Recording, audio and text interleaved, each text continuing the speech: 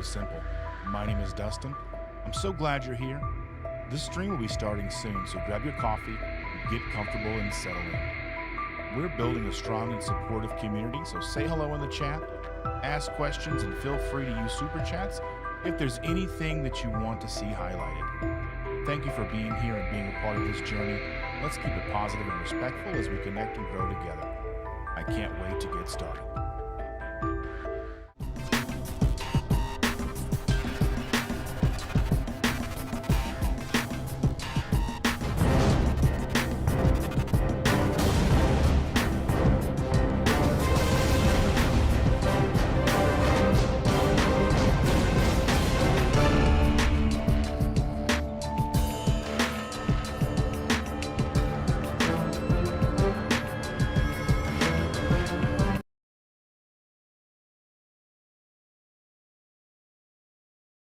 Everybody, good morning.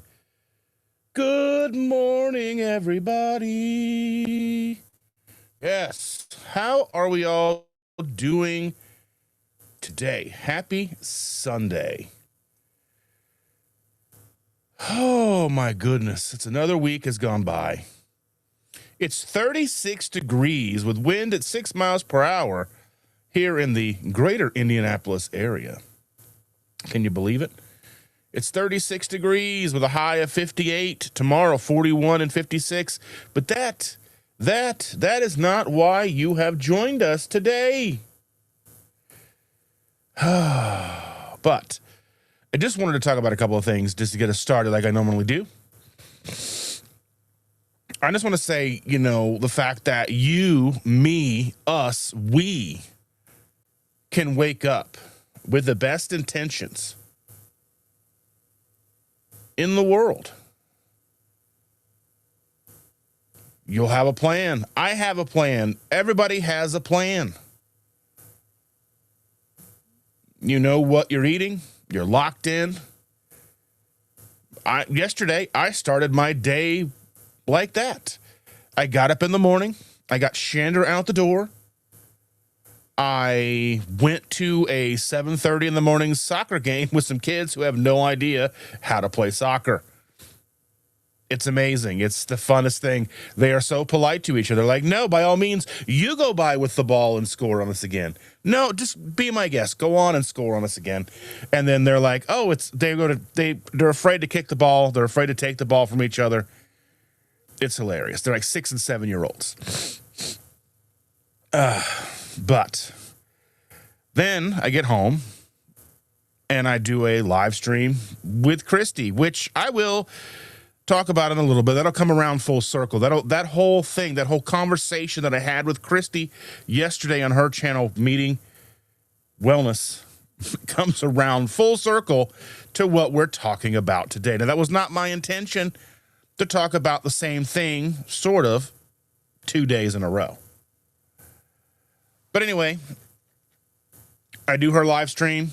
I work on some shorts. I release a couple of shorts yesterday. You may or may not have seen them.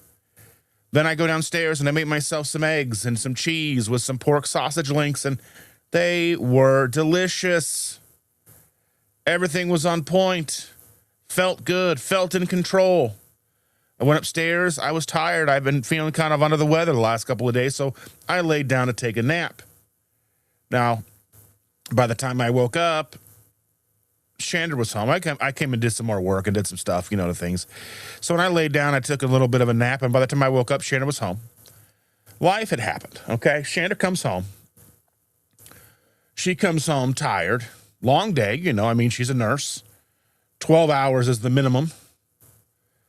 She had ordered Chinese takeout. Not just a little bit either, right? She orders the whole spread. So there's fried rice, General Tso's chicken, egg rolls, crab rangoon, all of it. There's sweet and sour chicken. There's all the things. And now I'm standing there with a decision to make. And I know a lot of us have been in this very position, in my shoes, more than once. Do I stay on track, or do I give in?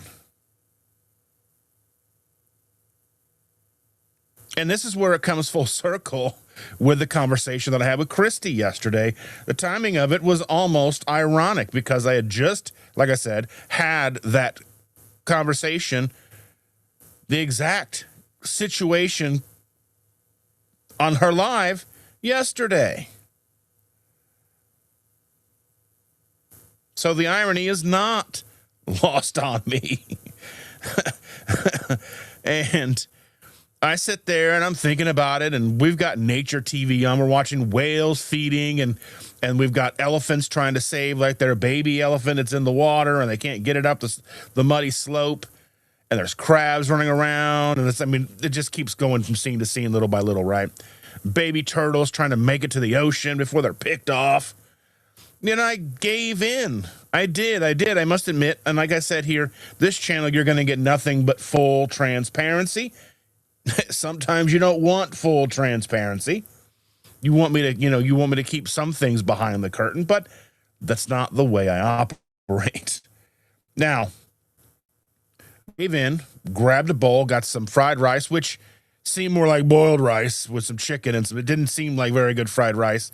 And it's the same place we've ordered from for decades. It's the same place, little hole-in-the-wall Chinese place down the street that's been there for, I don't know, forever.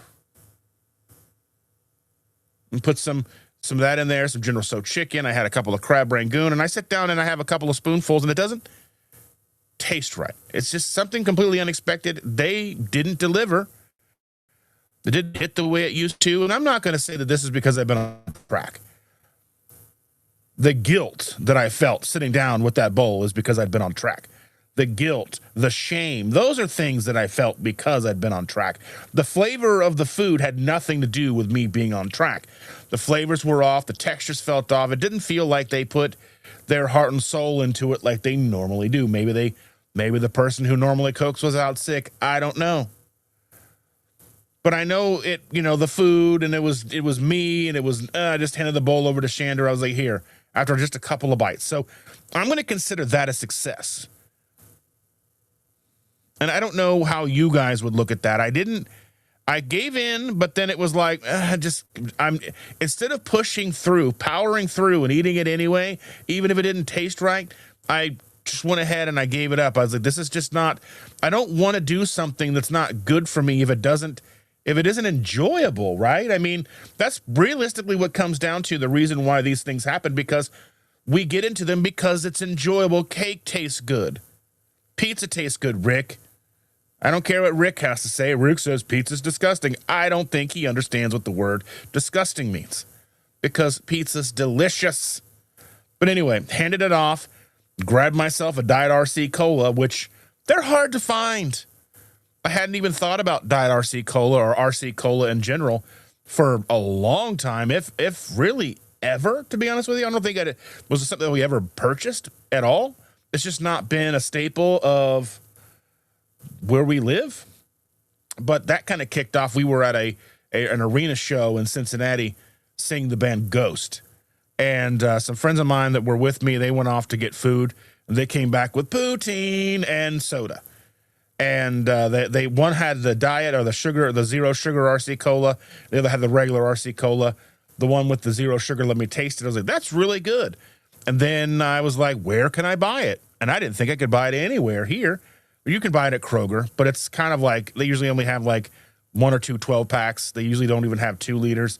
Last time, though, I was in Columbus, Ohio, I did buy a couple of 2 liters of it. It's really good stuff. Is it Coke Zero worthy? I mean, it's pretty darn good. It's pretty darn close to quality and flavor of Coke Zero. Now, I don't know if Coke will want to sue them or what, but they both taste great to me. Anyway, but also I have been drinking Sam's Choice. I full transparency, Sam's Choice. Sam's Choice is the Coke Zero version of or the Walmart version of Coke Zero. Sam's Choice. It's $1, folks. And I'm cheap and I'm weak and I got to have my soda, okay? But just kind of sat there and I'm thinking about what just happened, the irony, the sadness, the frustration with myself. Because it is so easy just to be like, okay, there were Oh, we got to talk about this as well. There are BW3 wings, naked wings, bone-in traditional wings in the fridge. So, like I said, I've been under the weather. I slept a bunch Friday, and Chandra's came in and said, hey, I know you don't feel good, and I know you don't want to cook. And I'm like, you're right, I don't really feel like cooking. But I needed to get something together for her lunch. So this is where my brain was, not feeling well. She's like, order me some BW3s, go pick it up, and we'll pack that. I'll have that for dinner and pack it for my lunches. Cool. Go into the app, order it, get there to pick it up. And I'd ordered boneless wings. So they were the breaded, crunchy, boneless wings. And I'm like, I was like, you guys got my order wrong. I mean, obviously that's what I went to with, this is not what I ordered. I ordered traditional. They're like, well, no, they looked at the order. No, you didn't. So I looked at my phone. Sure enough, I made the mistake. And, but they were super great. The BW3s in Brownsburg, they were super awesome. They didn't charge me. They gave us the money back. Well, we'll be coming back this week. The money back for the incorrect order gate, and then I just basically paid for the traditional wings, and then I just had to sit there for a while, and then I was like, I'm tired, and then so before I left the parking lot, I ordered myself some bunless burgers from McDonald's. I had that little video that I put out over the week about how their cheese is not as bad as I thought it was. It doesn't have the seed oils and all that stuff. Is it the best cheese? It's not the best cheese. But in a pinch, it's going to work. It's going to get you most of the way to your goals, okay? You don't have to, if you are super duper strict carnivore, is that going to work for you? No. You're probably not even going to go to McDonald's in the first place. You could. It's just fine. They put some salt and pepper on it. I don't know. Maybe you can say, don't put pepper on it, please. I don't know. But anyway, I sit there in the parking lot and I order it and I head home because we got a McDonald's right around the corner from our house. I get to that McDonald's. I give them the code and they're like, yeah, we don't have that. And I was like, I looked at it and I had ordered it from the McDonald's back where I was before, which is a busier McDonald's, harder to get in and out of. My McDonald's is easier. It's right there by my house. So I had to go back all the way to where I just was and go and get my McDonald's. All the while, like, man, your boy is a dum-dum. So that's where we are. That's where I've been. This is where my headspace is. Just having a tough time. But anyway, you've listened to me jabberjaw on enough. Let's go ahead and jump into these comments, ladies and gentlemen. A Mason is here 5 hours ago. Are you here? Are you still here for 5 hours? I'm going to say probably not. And I don't know what's going on. Let me see if I can open up. This might mess everything up here, but we're going to find out here. I'm going to say no. You're just going to deal with a red, weird colored me today. I've got the lights on as bright as they'll go. I don't know what's going on, but that's where we are today, and my apologies. But A Mason was here 5 hours ago. Evil Lynn was here an hour ago. Oh, my goodness. Brenda Foley. Hello, Brenda. How are you doing? Rick is here. Everybody loves Rick.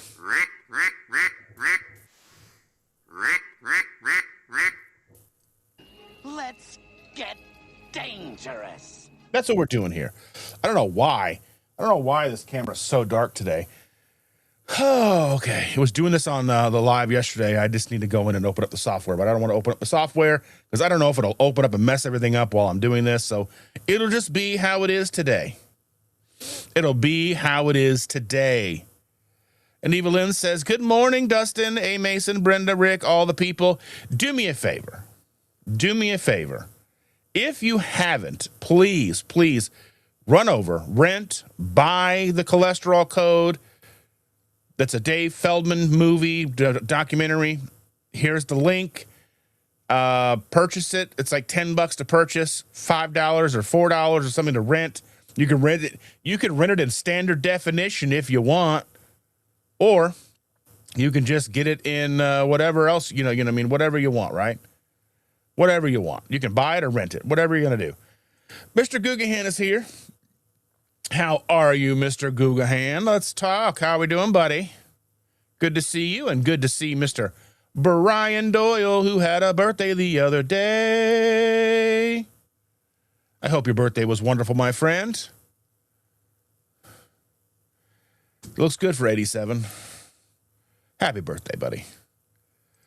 Brian Dish is in the house. How are we doing? Mr. Gugahan's already getting another cup of coffee. I haven't even had a sip out of this cup of coffee yet. What is even happening, folks? What's even happening? Let me take a minute here. Take a pause. Take a breath. And let me have a good sip of this coffee.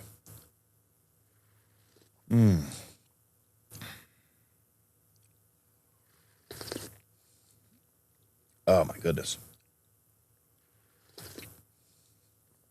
Oh. My goodness. Lions Danivore podcast. Is your name Dan by chance? I know we've talked about this, but I don't remember for sure. But let me know if your name is Dan.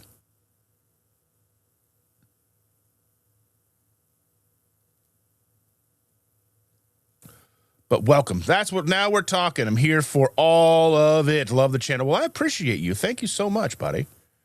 And Mr. Sean Bradley's in the house. Good morning, my friend. How are you?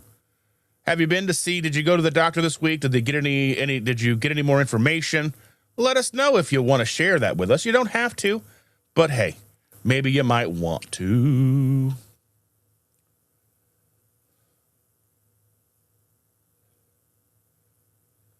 Granny Boo, Granny Boo, Granny Boo. Good morning. Walking on the walking pad.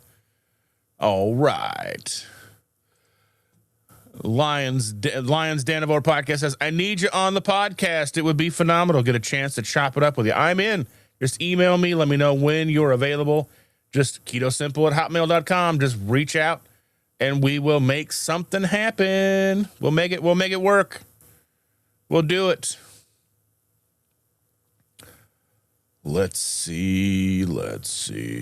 And Rick says, good. Remember that for a few of us, the right way to eat comes naturally. Yes. Well.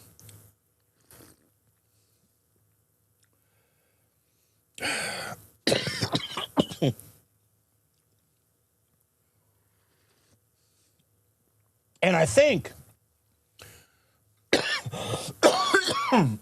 excuse me, ladies and gentlemen, I think that it would be more natural for most of us had we not been inundated with the standard American diet. Fixing the damage that's been done by that is realistically looking like a lifelong journey here.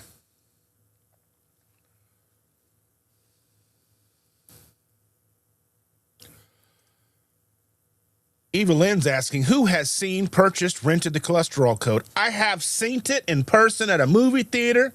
I bought it the other night for $10. So it was like $22 to see it at the movie theater, $10 to see it here at my house, and then I paid whatever it was to drive all the way down there.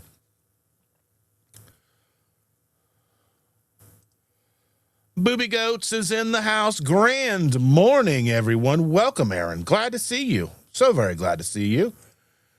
And Lion says, in New York right now, it was 80 Friday. It's 38 degrees right now. My rows are flipping me the bird right now as I look out the window. The window will throw you out the window.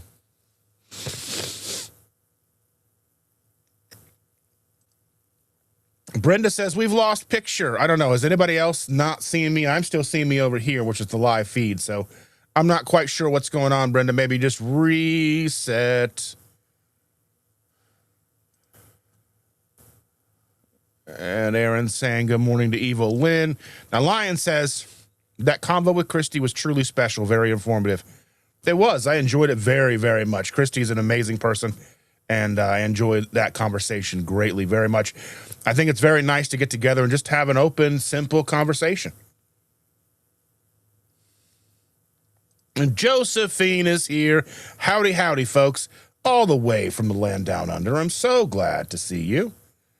How are you? Aaron's like, me? Have time for a movie? Well, watch it in like 10-minute increments or something. I don't know. We can figure it out.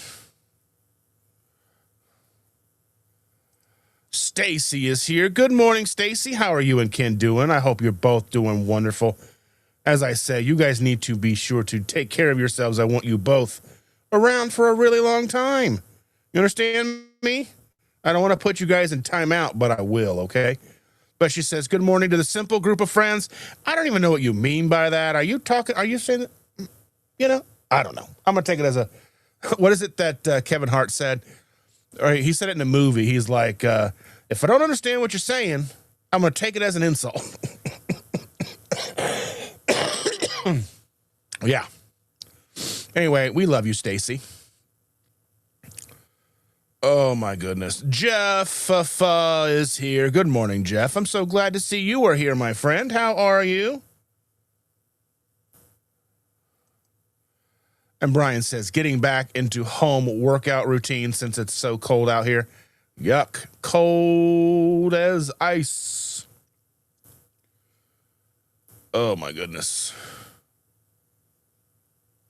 Christy is here. Good morning. I've got my coffee with butter in it today. I'm giving up heavy cream for a week to see what happens. I know what'll happen. Sadness will happen. Sadness, despair. I don't know. That's what I think about when I'm like, I don't want cream. I'm not going to do cream in my coffee for a week. And I'm like, oh.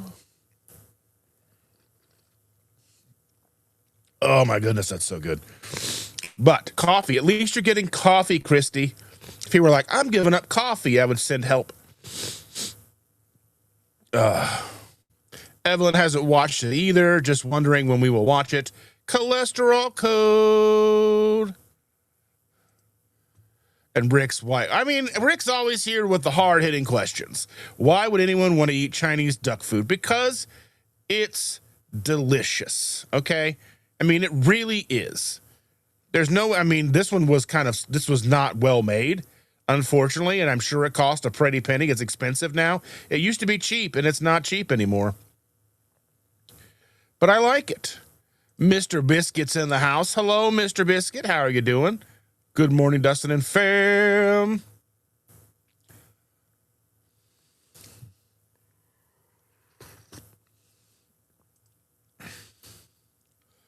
And Lion says, it is wild how the temptations cruise through our lives. The addiction to food is very real. I think what truly helps fight the disorder is 60 days on Lion diet. It resets the microbiome 100%. And while I understand that, right? And I agree. It's also one of those things where it's in the house. It's sitting right there. It's right there with all the other stuff. And it makes it more difficult. It's easier to abstain from things when they're not in the house. If I don't buy it, I can't eat it. But I'm not the only one who grocery shops in this house anymore. And I can't trust my kids to grocery shop for me because I shop a very particular type of way.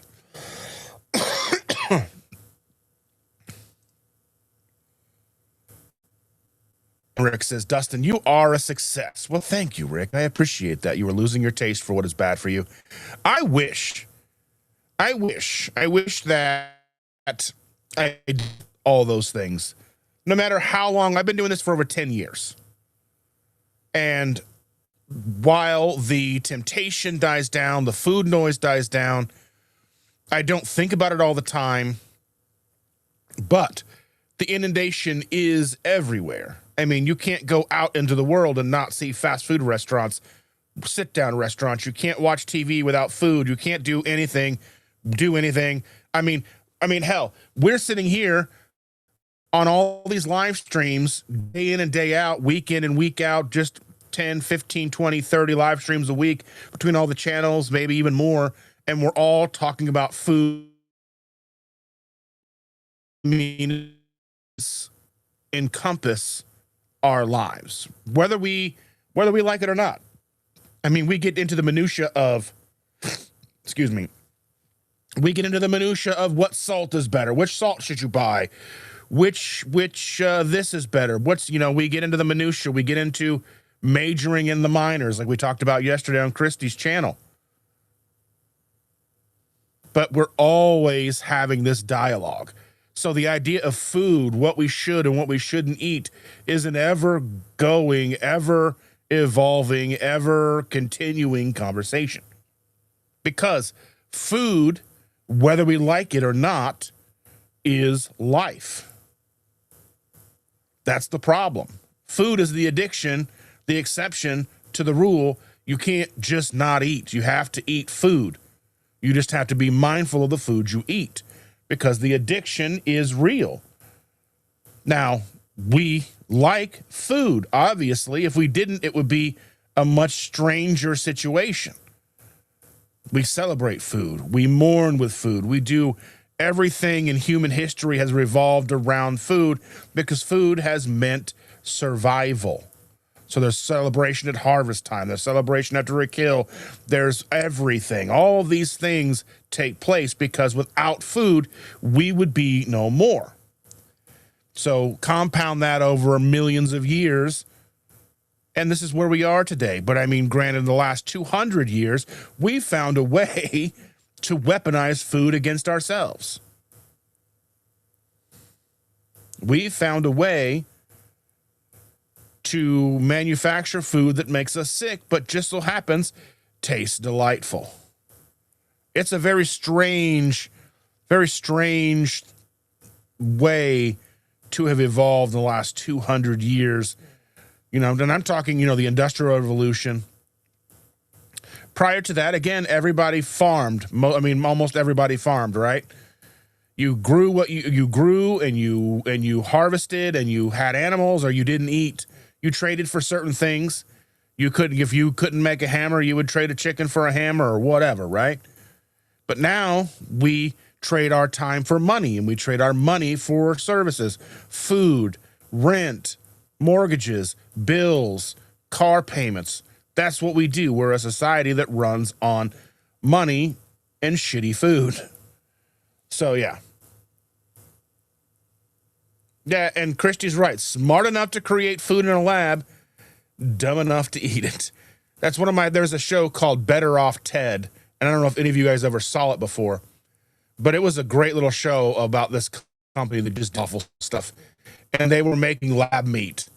And they started doing taste tests of the lab meat, and they're like, what does it taste like? And they're like, it tastes like despair. Because it was just growing, not moving. And then they added little electrodes to it and made it pump. And they were like, oh, it tastes better now. So weird. Smoothie is here. Good morning. Happy Sunday. Woohoo. Brick, you're one of those people that's just always kind of in the ether, right? You're always kind of out there. You're always on people's minds. You have implanted yourself in the zeitgeist that is this community. Everybody knows who Rick is, basically. You are no longer on the fringe, Rick. And Josephine says, amazed how the taste buds change. They can. I think, I think what really does happen is a lot of the foods that we would eat and mindlessly eat were never as good as we thought they were. But we were just shoveling them in. Especially all the little Debbies and all the snack cakes and all the sweet pastries from Walmart and all the things that we would buy. Those are never as good now as we wanted them to be. There are a few things here and there that are just as good as you want them to be.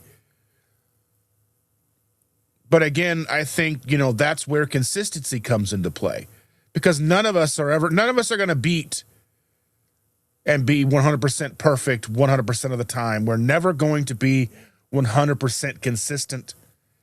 It's impossible because, really, again, the deck is stacked against us. We're always playing against ingredients that may not be listed fully. We're playing against dishonest people who are selling things. I remember one night I went out to a bar with some friends. A friend of mine was in town, and we went out to a bar, and I ordered wings. And I asked the server, Are these wings breaded? And she said no. So I ordered them, and I get them, and I'm eating them. Like, by the way, these are breaded. And she argued with me. No, they're not. I'm like, I'm literally eating them, and they are breaded. It might be a light dusting of flour, still breaded. She argued with me. No, they're not. I'm like, I'm literally eating them right now. These are the things that we face. That's just part of it. It's just part of how it is. Some people have better chances of avoiding those things. Like Rick is a person who is probably the most likely to avoid all those things, obviously. His idea of fast food is an agile iguana. Twin Brook Acres is in the house. Good morning, Rick, the other Rick. How are we doing, buddy? Glad to see you.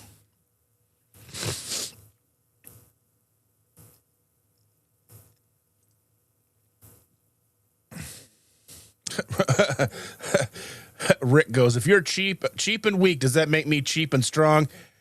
I mean, you're probably stronger than me, but I think there's a difference. There is a difference. It's like a person who's never done any kind of, like, never really drank or done drugs, and you walk down the street and you see somebody slumped over on the sidewalk, and they're at that point in their life where they've made all the wrong choices. And you can look down at them and go, I don't understand how they got there. Well, obviously, because that's not the path you took. So those aren't the shoes you walked in. Does that make you stronger than that person? Maybe, maybe not. They're still there. They're still hanging on. Does that make them strong? Because they're still reeling from the ramifications of all the bad choices that they've made? I don't know. And then again, like for us, like for most of us, our bad choices in food didn't start with us. It started with our parents, our grandparents, the system, the food we were fed at school, the food that we were recommended as healthy, what we were told to replace this with that. Don't eat butter. Eat margarine. Eat 13 servings of whole grains every day. Again, the deck was stacked against most of us. Most of us, I would say 98% of humans, at least in the United States, are victim of just poor information across the board. Now, Rick, I don't know what caused you to do what you do, and I know you've talked about it, but it's still very serendipitous that you just decided just to eat meat. And I think you were doing it out of spite. You were doing it just say, hey, I want to have a heart attack. And I think it wasn't I want to do this to be healthy. You were doing it to prove a point, I'm pretty sure. So, you know. So I don't know. I mean, the idea of strength and weakness and resilience, perseverance, all of these things are circumstantial to some degree, right? I think living the life that I've lived, I'm still here. There was a point where I was about to just give up and just say, well, I guess that's just my lot in life. That's just what's going to happen to me. That's just what's going to happen. I'm just going to have strokes and heart attacks, and I'm just going to go the way of my mom. But I decided to not do that. I wanted to keep fighting. I didn't want to just roll over.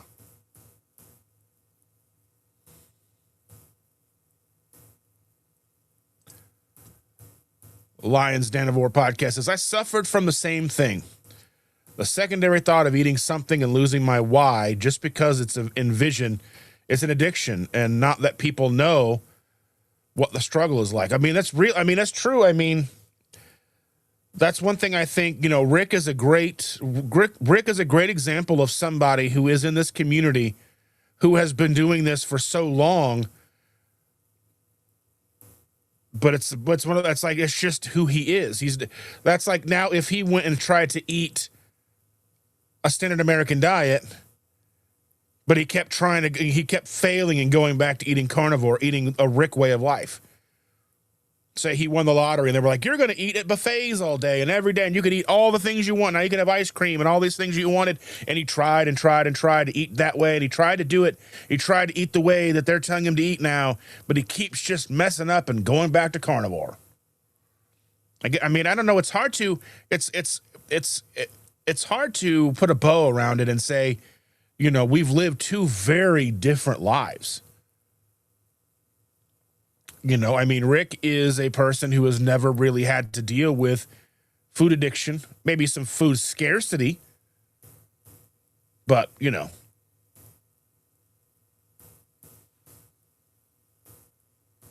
But the struggle is real, and a lot of us understand it. Some of us find ways to deal with it. Some of us can move past it, but it never quite goes away. It never really subsides. It's like, it's always kind of bubbling among, like, the only way I really think that it would be truly something that is gone is if these foods no longer existed. There weren't McDonald's, there weren't Wendy's, there weren't fast food places, there weren't places that revolved around half-pound cookies. You didn't have, you know, revolving around places that had, you know, 100 grams of sugar in their morning milkshake coffee. And I've had, now one thing that I've kind of wanted to talk about a little bit is I've even looked this up and I've tried to have ChatGPT dig for me, but I want to say, and let me know here. Let me see if I can put up I'm going to put up a poll here.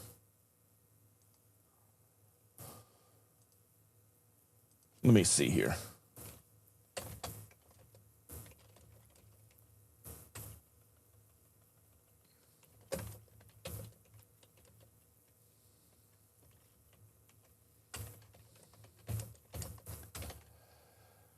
Let's see.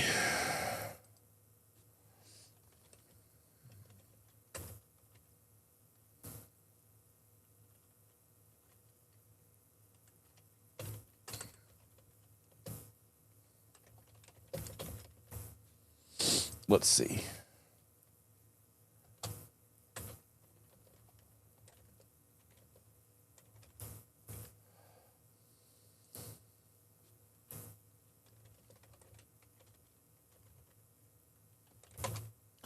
All right, here we go. I'm going to start this poll.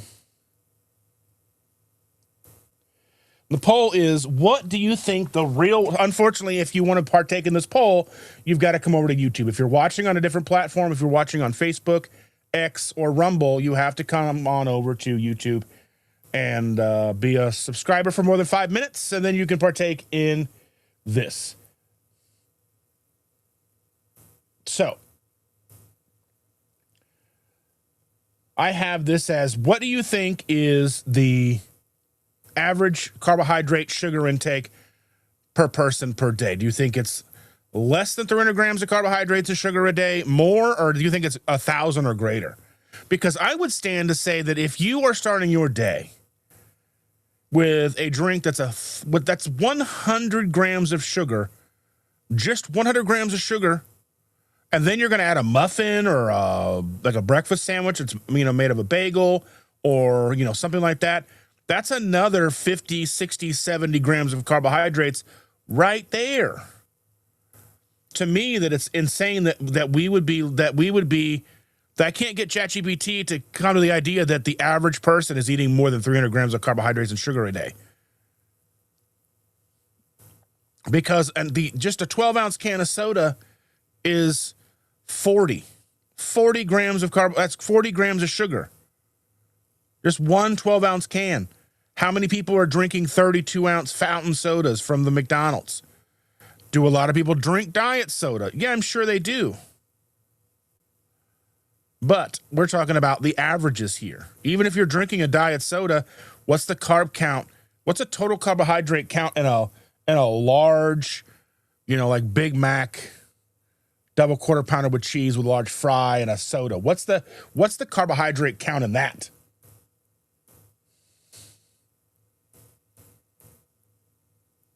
These are questions that I have. I mean, it's probably impossible to get an actual count because people are going to obviously probably underrepresent themselves.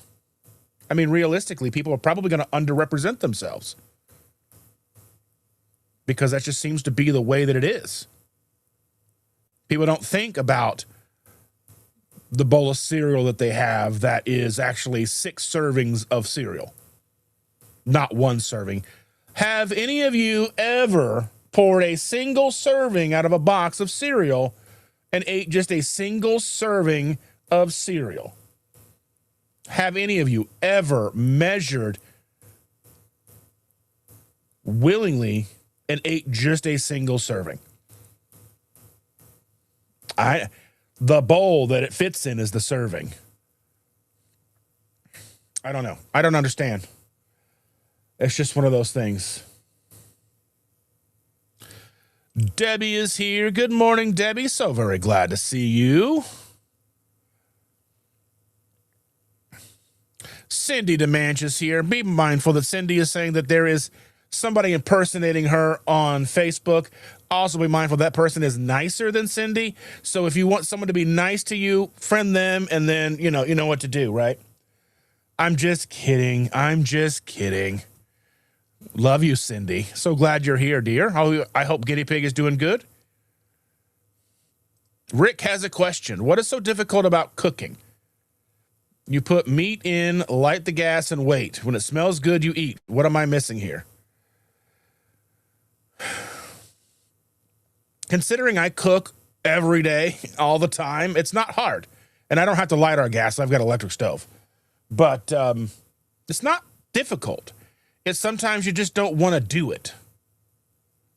You just don't I mean, sometimes I just don't feel like cooking because, you got to, with the way that I cook my chicken, I put it in the fat and I got to let it sit because I'm not putting in like a gigantic pan like you do.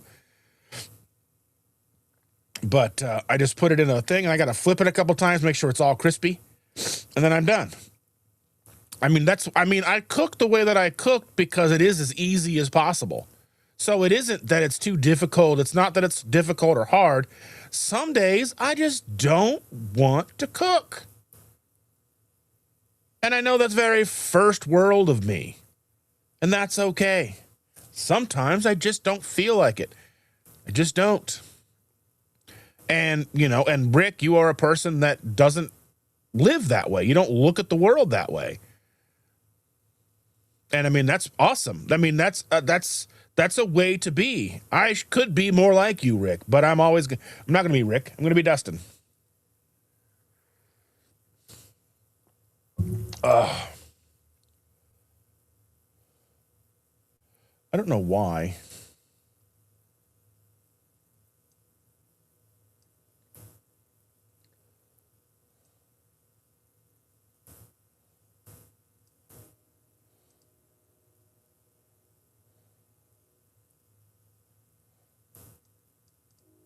I don't know why this pop-out chat's so weird right now. I can't look at anything going on. I can't look at I'd probably pull up my phone to look at this, but anyway.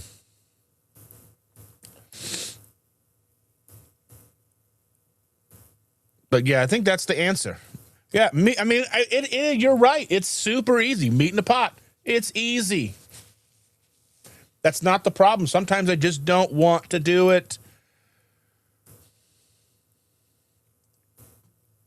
Lions Danafor podcast says, I've been doing this way of eating for 16 months. No cheating, understanding that all of these foods are poisonous. The whole notion of reward for being good for a week is a destructive cycle. Yeah, I can't fault you for that thinking. If that is how you find consistency and success, then that's what you have to do.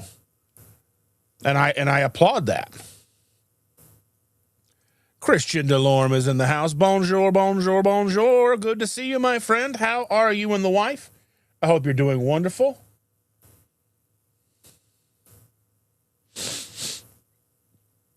Karen is in the house. Good morning, Dustin, and all those in the chat. Hello.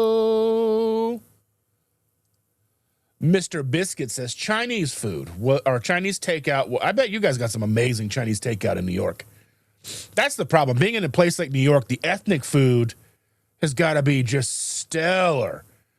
Like, and the pizza and all. I mean, that would be like, going to New York is like, I fear going to New York because the food, New York is food. Anyway, he says, Chinese takeout was part of my backslide in 2025. That set me back 3 months plus sick in bed for days. One weekend did that. I can no longer handle that food, so it keeps me honest. Yeah, I mean, and really, they're using the awful oils that are probably highly oxidized, and I understand that. And I mean, I know better. I mean, we all know better. If we didn't know better, we probably wouldn't be in this chat today. We wouldn't be in this live today. We're all here. I'm preaching to the choir.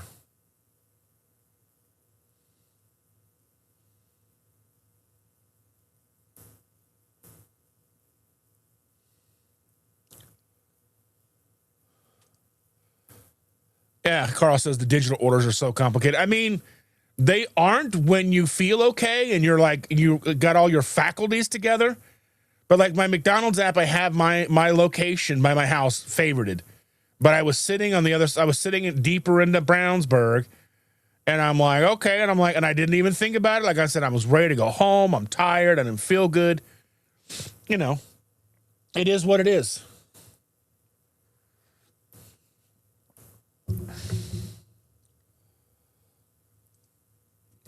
You have vegan and like vegetarian friends, Rick. The thing about if somebody if a vegan is somebody that does or does not like you because of the food that you eat and not by the person that you are, then they don't need to be friends with you in the first place.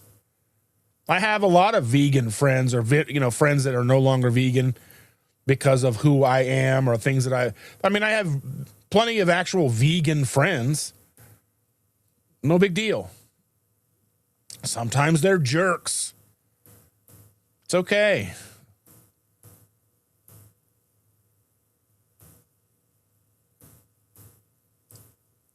Jeff is seeing red. Yeah, I don't know what's going on with my camera today. But anyway. Oh, my goodness. Lewis is here. Good morning. Welcome. Glad to see you, Lewis. Christy says, OMG, the cholesterol code was awesome. Watched it yesterday with my mom. Leave a review, too, if you watch. Yes, make sure to leave a 5-star review. Eva Lynn is talking about, I will usually sing the praises of Salty, but Element sent me from some free stuff. Lemonade, pink lemonade, and lemonade iced tea. The tea is good. I want to try those. I've been wanting to try the lemonade salt because it doesn't supposedly have malted extract in it. So I'm excited about that.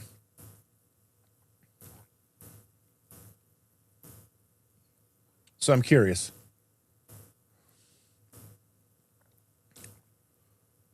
I'm very curious. Are they harsh? Because I mean, that's like all the flavors have always been very harsh. Like you need to add like 40 plus ounces to make them like more palatable.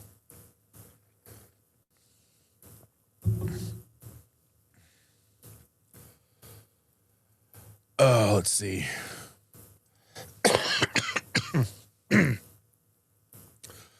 Rick says Milton was attacking me, but now he's asleep on the floor. He just wears himself out.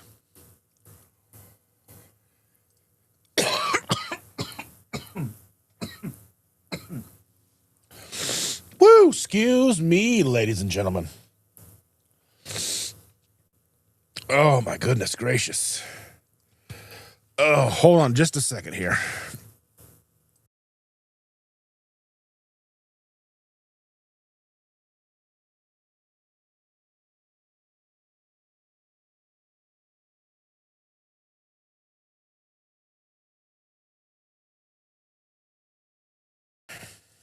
Just had to take care of that little bit, coughing and hacking, and you don't need to see that. Oh my goodness gracious. Sorry about that. I'm feeling a lot better, but it's still not all the way gone. That little baby, she's done worked me over. But I love her. She's so cute. She gets so excited when she sees me. Oh, Nothing better in the world than when your girls are excited to see you.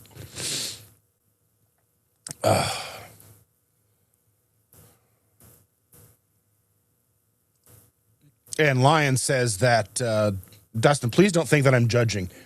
I just know how bad these attractions to these foods are, and I was there. Am I out of it? Not yet. It's an everyday struggle, though, and it's more controllable now. Yeah, 100%. It is definitely more controllable, and I've been able to keep my head above water for a long time now. Even when we backslide, it's still one of those things. I know what's best. It's just a matter of kind of pulling the brake and then clawing back. And I mean, I don't know. Man, this is really driving me crazy. But yeah, I just, I know what's going on, right? But it is just one of those things. Dan is going on with Bob. I saw that Thomas will be live with Butter Bob sometime. Like, I don't know when that's going to be. Is that maybe in a couple of days? There we go. Andy 2x speed to catch up. Good morning, everybody. She's listening to Chipmunk Rock. That's me. I don't know why this is being so weird.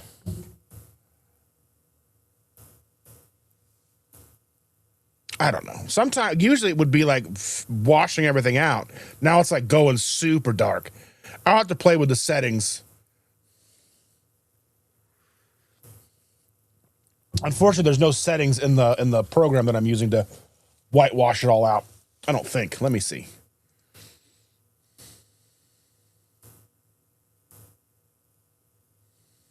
No. Unfortunately, there are not. But anyway, glad that you are here, Andy. I hope you and Susan are having a wonderful time, my dear. Oh, my goodness. And Lion Danivore said he sent me an email. I'll be looking for that when the stream is over. Karen says she saw the cholesterol code in Chicago at the Chicago premiere. Got to meet Dave, too, encouraging everyone to watch, rent, or buy. Yes. Dave is such a nice guy, too. Like, he's a really, really nice guy.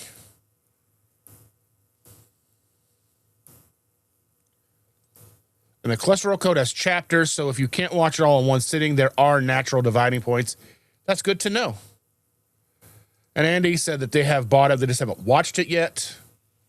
Staycation at our daughter's house, watching her puppy while the daughter and the family are at Disney this week. I want to go to Disney.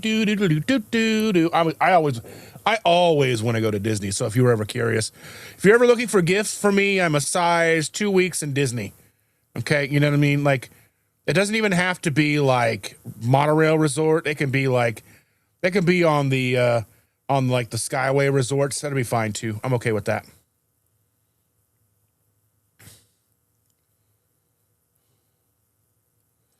And Lion says to Rick, thanks for the shout out. I truly can't wait to chat it up with Butter Bob.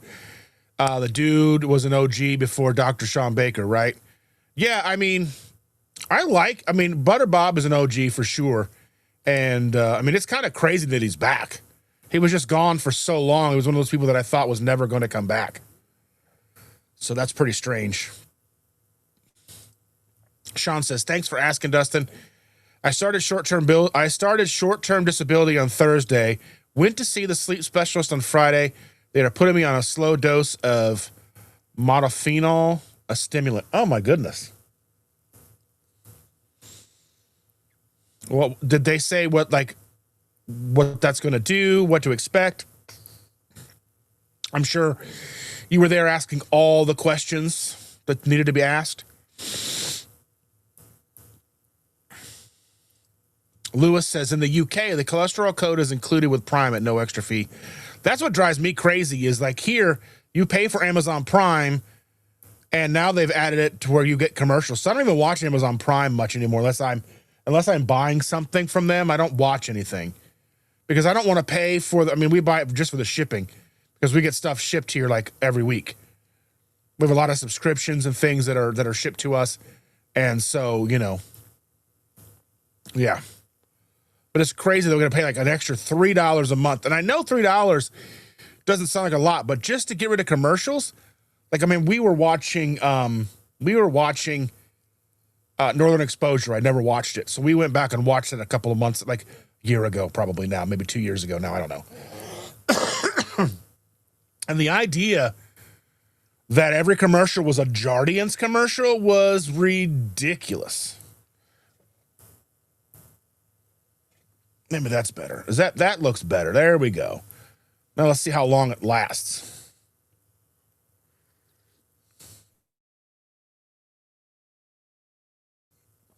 It's crazy that it's that dark. It just kind of gets dark slowly over time and you can't barely see me. It's weird. Lions sounded Christy, that was a great show yesterday. It was awesome. I really, really loved it. Yeah, no cream sadness. I'm just that's just me. I'm being honest.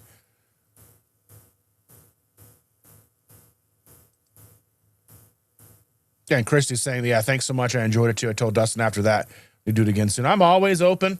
I'm probably going. So here's what I'm going to be doing. I'm going to be kind of all over the place on Saturdays for the next, like, I don't know, rest of this month and next month, because my granddaughter has soccer games and she's important to me. And spending time at her soccer games and watching them run up and down the field, not knowing what to do is amazing. And I want to be there to support her and yell at her and embarrass her and holler for her and her turn around and go, oh, I love her so much. But, you know, and then once that's over, when summer hits, I will maybe be able to do more Saturdays. I'll do Saturday. If anybody who wants to come on and talk with me on a Saturday, anybody who hasn't talked to me, anybody who has been on to talk to me, if you haven't talked to me in a while. I mean, Cindy hasn't been on in a while. I mean, there's a lot of people who haven't been on for a while or haven't ever been on. We can set that up. We can make it happen. We can do it. It'll be amazing and fun.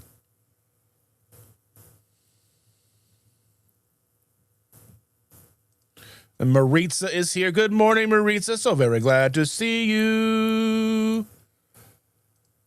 And Sean says, I'm so glad I finally working on a resolution. I should have been trying to figure this out long ago, but I gave up trying.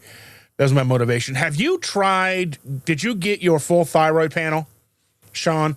I looked at ownyourlabs.com and it's like $30. I think it's $32 to get a full thyroid panel.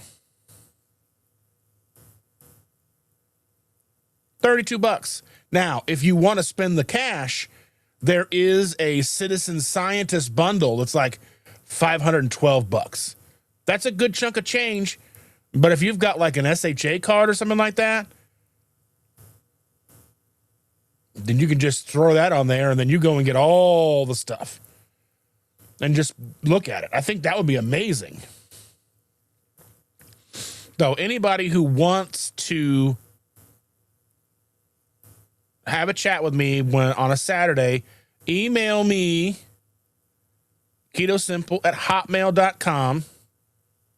Tell me who you are and we'll figure some stuff out. Like I said, I'm probably not going to start until June. Then I'm trying to do as many as I can between June, July, during the summer, and then depending on how long till sports start up again. But even then, I mean, even realistically, like right now, they're like at 7:30 in the morning, 7:45, and then some are at 1, some are at 2. I could probably look at that and we can probably make it work. But yeah, I just want to make sure that I'm not missing or rushing to her games. Simpson is here. Good morning, Simpson John. I'm glad to see you. Good morning. There we are. Hello, Cynthia. And Mr. Biscuit says, my palate will catch up to Rick's, but that will be 2049. I mean, like, I don't know. I mean, yeah, I don't know. I just want to get to a spot where I'm fully as consistent as possible, like 98, 99% consistent. I'm where I want to be, like, weight-wise, and I'm able to move around. But, you know, that's just kind of what I want.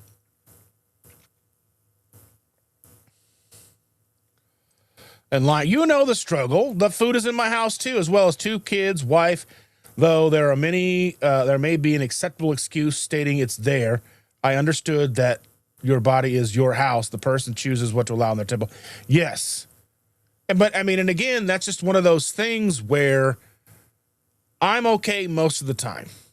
But I understand that stress or, you know, those things make me want to eat bad food. Or if I don't feel good, like I don't, you know, I'm sick and I'm like, I want what I want. You know what I mean? That just is, yeah. We're not always as strong as we would like to think we are. Yeah, it's weaponized food is a perfect example. Yeah, weaponized food. Now, I don't think it necessarily started off that way. I don't think it started that way. And I don't necessarily think even the people who truly are in the trenches really even know that it's like that. It's like school lunches, you know, like Christy and I had a talk about school lunches. I don't remember if that was something that happened on air or after, or something we talked about after, backstage. But I know we had a talk about it. I just can't remember. I've slept since then. But yeah, I mean, like whether it's school lunches, or hospital food, school food, even the games that are being played right now with the 2025 nutritional guideline update. You know, so we've had the nutritional guideline update, it's 2025, which says, you know, prioritize meat, protein, even still keep calories, less than 10% of saturated fats. But then you have, you know, the American Heart Association and the American Diabetes Association saying that those are dangerous. That's a dangerous guideline. That we should be getting most of our protein from plants. That's ridiculous. Even the vegan doctor, I can't think of what his name is. It doesn't necessarily matter. But he was talking about, like, you know, you only really need 45 grams of protein in a day. Yeah, if you want, I mean, really, if you want to waste away, if you want to be strong and durable and last through your 80s and 90s and not be wispy, thin, papery skin, worse than you know, and I'm like, that's the thing that happens. I think the more protein, the more collagen and all the things that we can get and build that stuff up as we age, the better suited for aging we will be. I don't understand why. I mean, I guess maybe they're trying, but then at the same time, we have this idea that you know, that our numbers are falling and we don't have as many population or whatever. I don't know. So much stuff. Yeah, Michael Greger, the vegan doctor. His teeth always look so cheesy too, like he's never brushed them. And I know that's a mean thing to say, and I'm trying not to be that guy. But like, if your doctor isn't brushing their teeth and having good hygiene, and you just look sick, why are you listening? This is like, you know, if you go to like a diabetes weight loss doctor and they're 500 pounds, why would you want to listen to them? Are they currently struggling and doing the same thing you're doing? I don't know.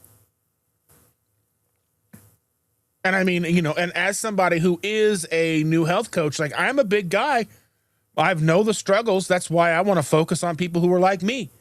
I'm not out there trying to, you know, not to put Christy on the spot, but I wouldn't be a good health coach for Christy. I wouldn't be a good health coach for Rick. Rick really doesn't need one. But you understand what I'm saying is, like, I want to focus with people who I share experiences and share the ability to kind of understand where they're coming from and know what they're going through and be able to kind of work with them and walk with them and kind of get them in a place where they're able to see the success that they want, regardless if it's keto, carnivore, whatever. I don't care. I mean, yeah, I did study under proper human diet.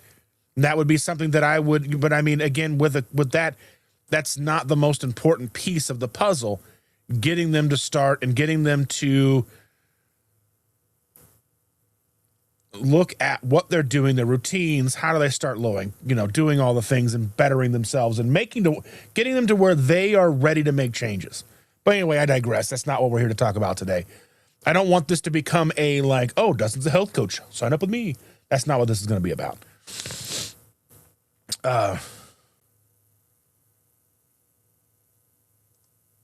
We call that Taco Bell or gas station sushi. Sometimes Taco Bell just slaps and it's so bad. I know. That's the problem. Is because sometimes the brain does things and it's like, you know what? I want Taco Bell. Like when they brought back the quesadillas for a brief time, I went and got a couple of quesadillas. Should I? No. But I did. I don't always make the best decisions for myself. I don't.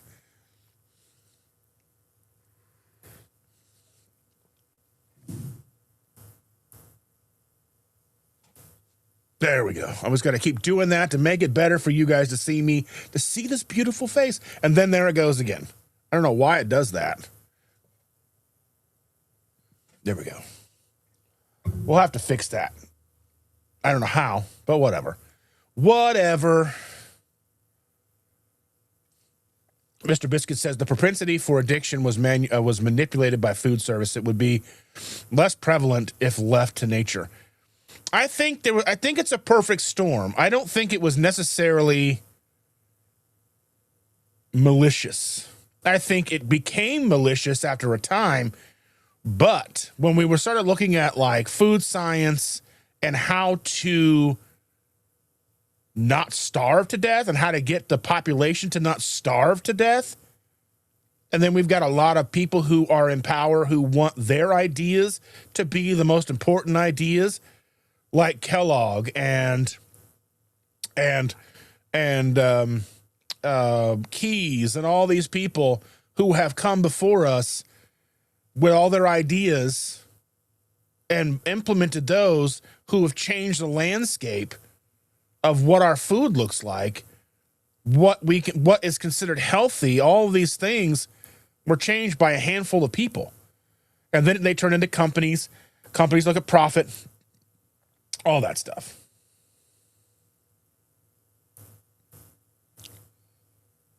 Yes, don't forget to throw the thumbs up and subscribe. You can't chat if you're not subscribed.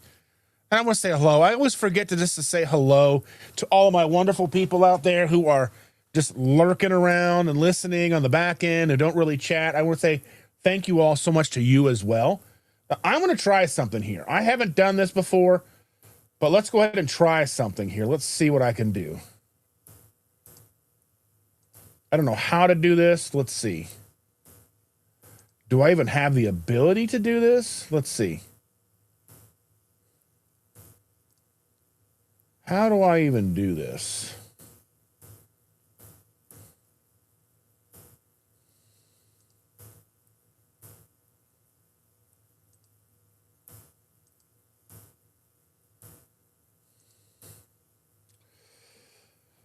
I don't even know how to do this. You would think I'm smarter than this.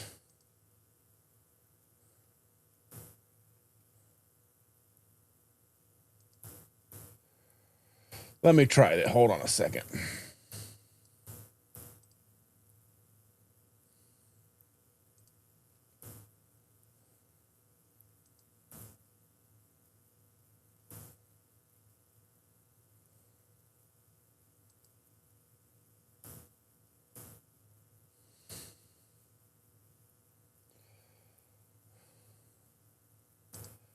All right. People give out memberships to their people. How do I do that? I can't figure out how I gift my own memberships. I guess I can do 10 a month. How do I even do that? How do I do that? Those of you who know, how do I do that? Let me know, because I don't know what's going on.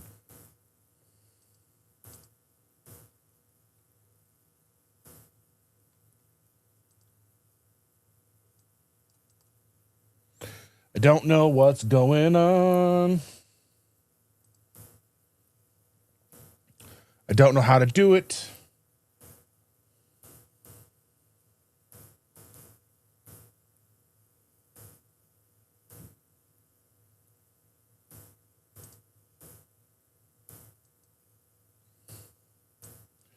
trying to see. I can't even, for some reason, see all of my stuff in here. I don't know what's going on. It's irritating. But anyway, Jess had a blizzard on Wednesday. Oh, the cramping. Thursday overnight. Hopefully, lesson learned. Oh, I thought you said, oh, you had like a. Yeah, that's the downside. Is things like Dairy Queen. There's like no flavor to the ice cream. Like it's all in the stuff. It's like basically like a glass of frozen milk. It's ridiculous. There's no flavor to it.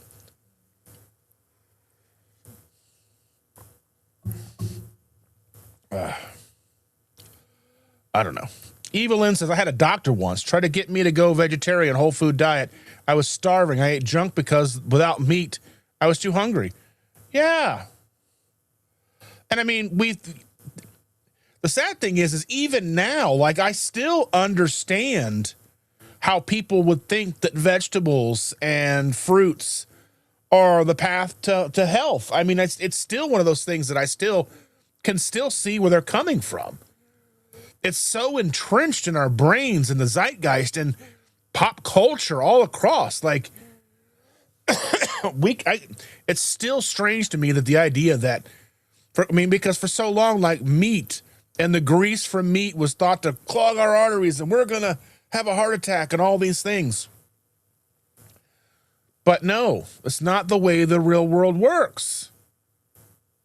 But I understand how people think that way because they don't know any different. And even now, when somebody comes out and tries to change the guidelines, like there's pushback with by the other agencies. They don't have a cohesive understanding because they don't want to work together. They just want to be right.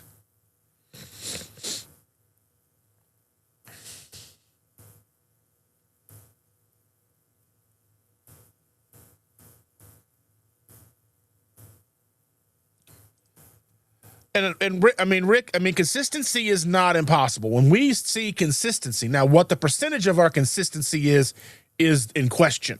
But consistency in of itself is not impossible.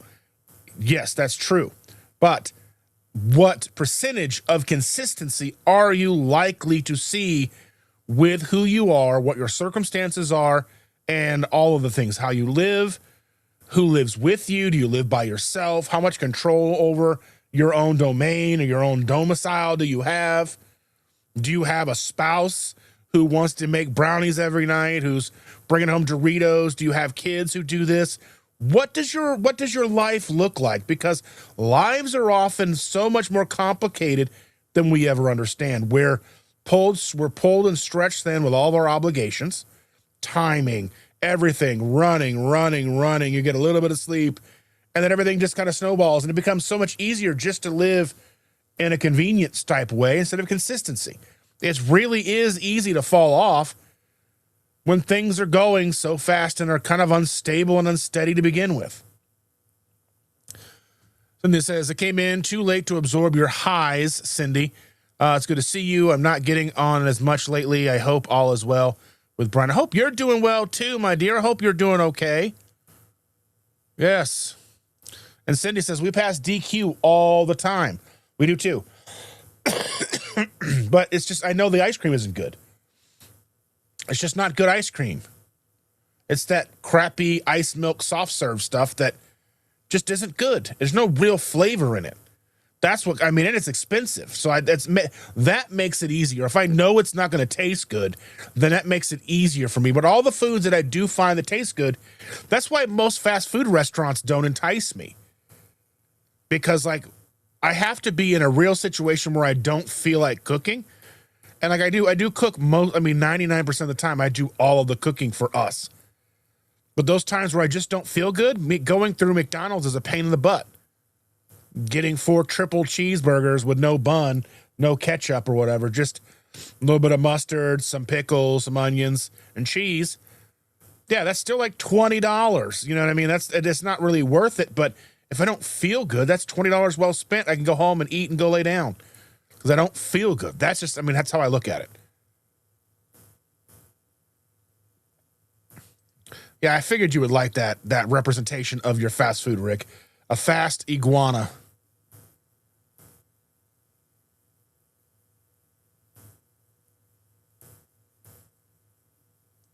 Rick says, I started eating only meat because they told us not to, and I associated meat with rich foods. See, it had nothing to do with health for you. You were 16 years old.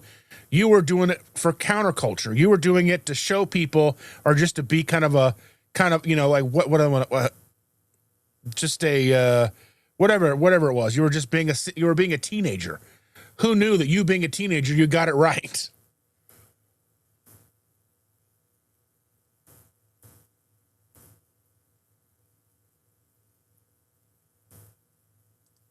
Christy says, I ate my share of margarine, whole grain, bread, cereal, non-fat milk because it was good for, yes.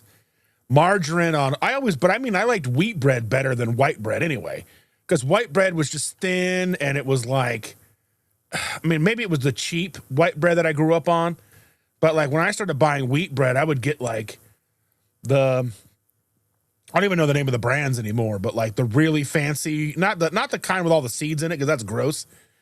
But like the really good, the good hearty wheat breads. I liked it. A better flavor to me. Yeah.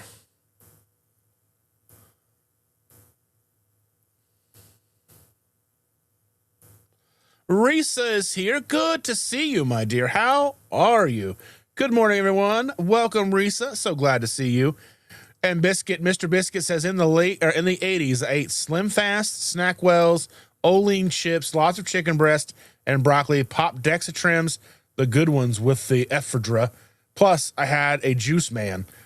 Yeah, that's that was like, how do you, like, they were selling all these things. Infomercials were all about low fat this, and the Snackwells were in our house. I remember my great grandfather would drink Slim Fast, and he would like compare the flavors. Like, he's like, well, I like chocolate, but the strawberry ones quench my thirst better. And I was like, he always had one of those big bellies.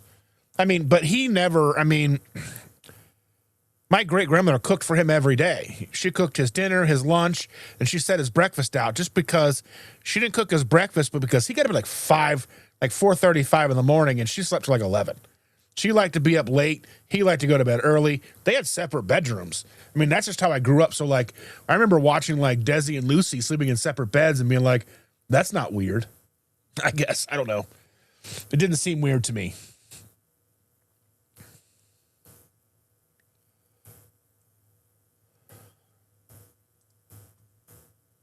Let's see. That and Shannon will kick your butt if you leave her too early. Yeah. For sure. I'm more afraid of the butt whooping I get from Shell than the stroke or what. Yeah, I understand that. And I don't want to leave my grandkids. I don't want them to grow up without me.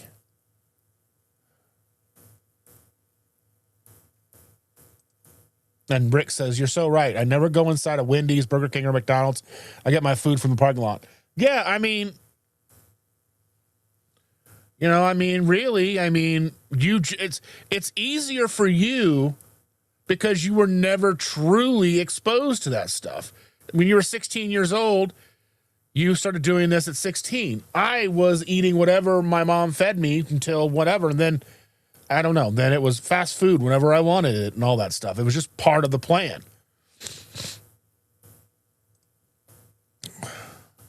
I hate that I need to go, says Cynthia, but I need to get a workout before I head out of town, go to visit a friend in the hospital, and my son who are out of town. Have a great day. Well, you be safe and take care of yourself, okay? And we'll see you around soon, okay?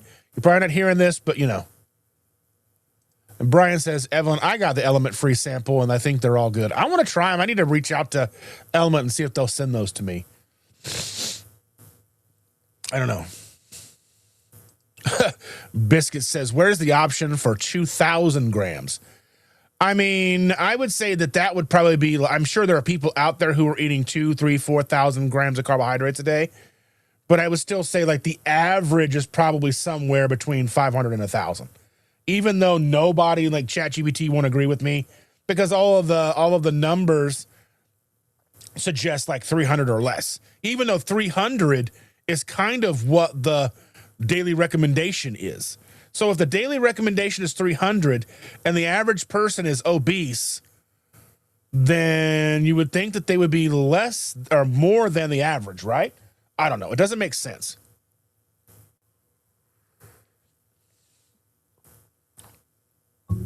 Yeah, let me look this up real quick here. Let me see.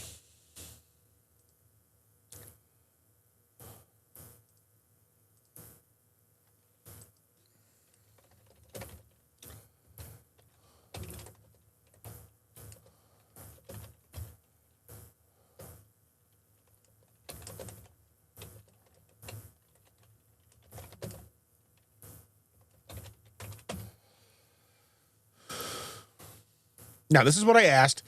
I said, I was like, what is the carb count on a large Big Mac meal at McDonald's with a Diet Coke? A large McDonald's Big Mac meal with a Diet Coke typically contains 112 grams total carbohydrates. So a Big Mac sandwich is 45 grams, large fry 67 grams, total meal 112. Total protein, 30 grams of protein. There's 5 grams of protein in a large fry, 25 grams of protein in a Big Mac. Let's look at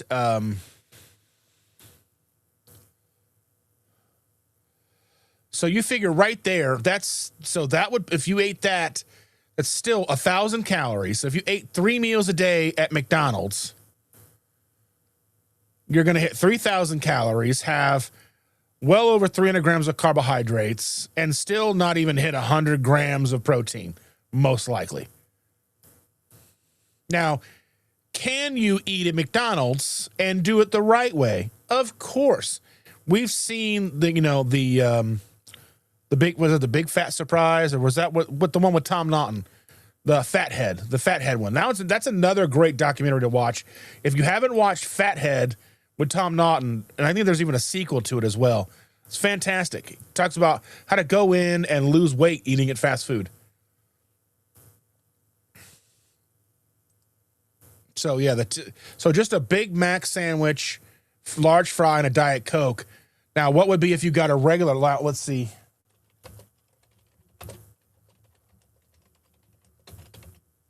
Let's see if you add now a large regular Coke.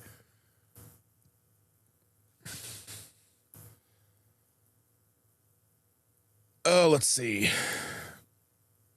Large meal now goes to 158 to 192.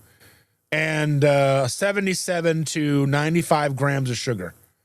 That's crazy. Because a large Coke is 77 to 80 grams.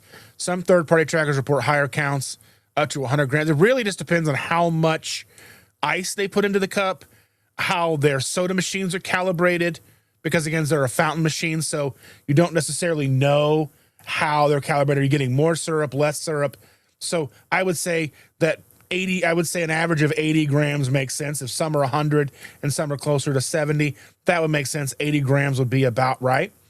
But still, one large soda is 80 grams, maybe even 100. That's the same as the big Dunkin', thing, right? The Dunkin' morning coffee that had 100 grams of sugar in it. And I see, now, I don't know how true these are, but I see these shorts all the time where people are making these orders, these Starbucks orders or whatever. I don't even know if they're all Starbucks or not, but they're, and I don't know, maybe they're just made for rage bait, but they'll take a cup and they'll put in like 60 sugars or some crazy 25 sugars, 30 sugars, and it just fills up the bottom. It's like, it's just going, and then they open up 2 Splendas and pour the Splenda in. They're doing like 30 pumps of chocolate and caramel, and then they're putting in ice, and then they're going like just a splash of coffee, and they can't even stir up. It's got to be rage bait. It can't be somebody's real beverage order, but it wouldn't put it past me that there people are out there who do, in fact, order things just like that. Dunkin' large frozen coffees with flavor swirls often contain over 170 grams of carbohydrates. What? That's crazy. And something that we talked about, and I don't, and Christy, maybe you'll let me know. I don't remember if we talked about this on air or after. I can't remember if we talked about it backstage at the end of the show or not.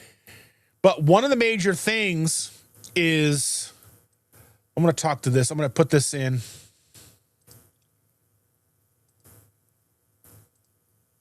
Hold on a second here. Here we go.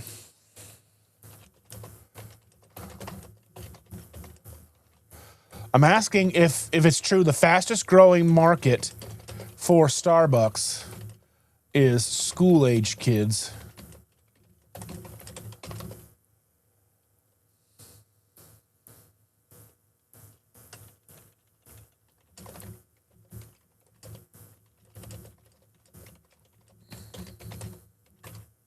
And are they buying school? Are they buying?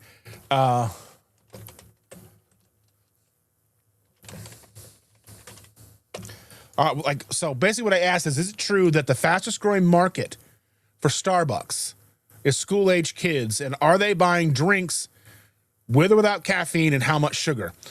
Now it says while Gen Z ages 11 to 27 is Starbucks' fastest growing customer segment, making up roughly 30% of their base. The company officially targets young adults aged 18 to 40 and maintains a policy of not marketing directly to children. But, however, school-age kids, tweens, and teens are a major driver of growth, particularly through social media-driven Instagrammable cold drinks. The fruity refreshers and all these things, right? That's crazy. That's so crazy. So caffeine levels, refreshers, often perceived as juice, these contain green coffee extract. A grande 16-ounce strawberry acai refresher has about 45 milligrams of caffeine, roughly half the caffeine of a cup of coffee. Frappuccinos coffee versions contain 85 to 135 milligrams, while creme versions like vanilla bean or strawberry cream are generally caffeine-free. Other favorites, iced chai lattes, other teen favorites contain approximately 95 milligrams of caffeine. We get into the sugar levels, right? So with the sugar levels, most specifically drinks popular with kids far exceed the American Heart Association's daily recommended limit of 25 grams of added sugar for children. The fact that 25 grams of added sugar is the target recommendation by the American Heart Association might tell us something why we're having such major obesity issues in children. We're seeing fatty liver in children. We're seeing all these things in children.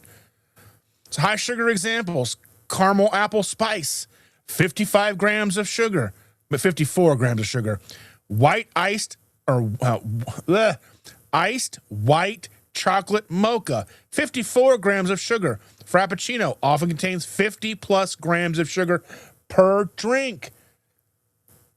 A grande strawberry acai has approximately the same sugar as a Butterfinger candy bar, which I don't know what that is.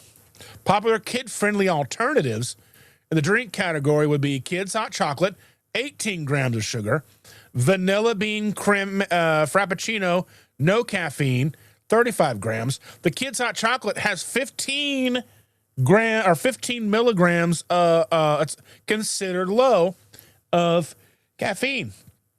Steamed apple juice. What's a steamed apple juice? Is that like hot apple cider? I don't know. That seems weird calling it steamed apple juice. But anyway, has no caffeine, 25 plus grams of sugar. We know apple juice is high. It's the same really per 12 ounce of 12 ounce of 12 ounce. It's the same as soda. People, it's natural. It's not. It's the same. It's fructose, high fructose. It's from fruit. Herbal teas, non-zero if unsweetened. Yeah, no kid is getting an herbal tea with no caffeine and no sugar. There's a lawsuit, and I want to bring up this. I want to look up this lawsuit here real quick because let's see. There's a lawsuit about a girl and her parents with Alani drinks.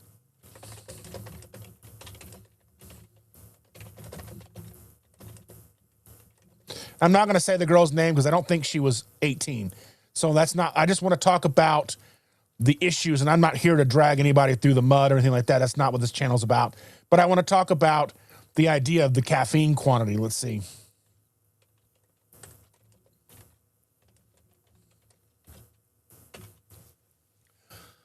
So let's see.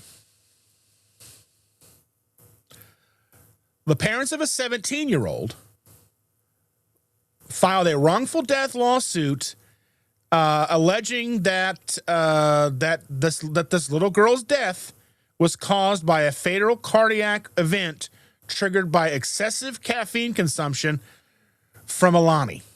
Now, the damages suit names the distributor of Alani, seeking over $1 million in damages. Medical findings: the medical examiner ruled the cause of death as a cardiomyopathy linked to high caffeine intake, with toxicology reports showing no other substances.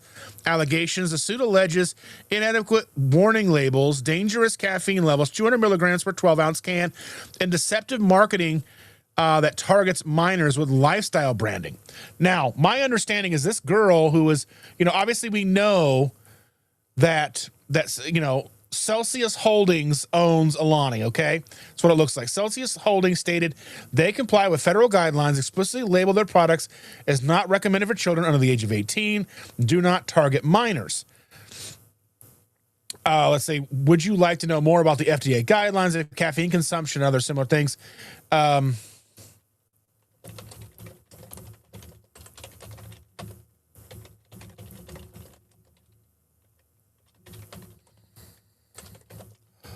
want to see if it'll tell me if they know how many beverages she was allegedly drinking daily. So my daughter was telling me that she was drinking like 6 of these a day, and her parents were buying them for her.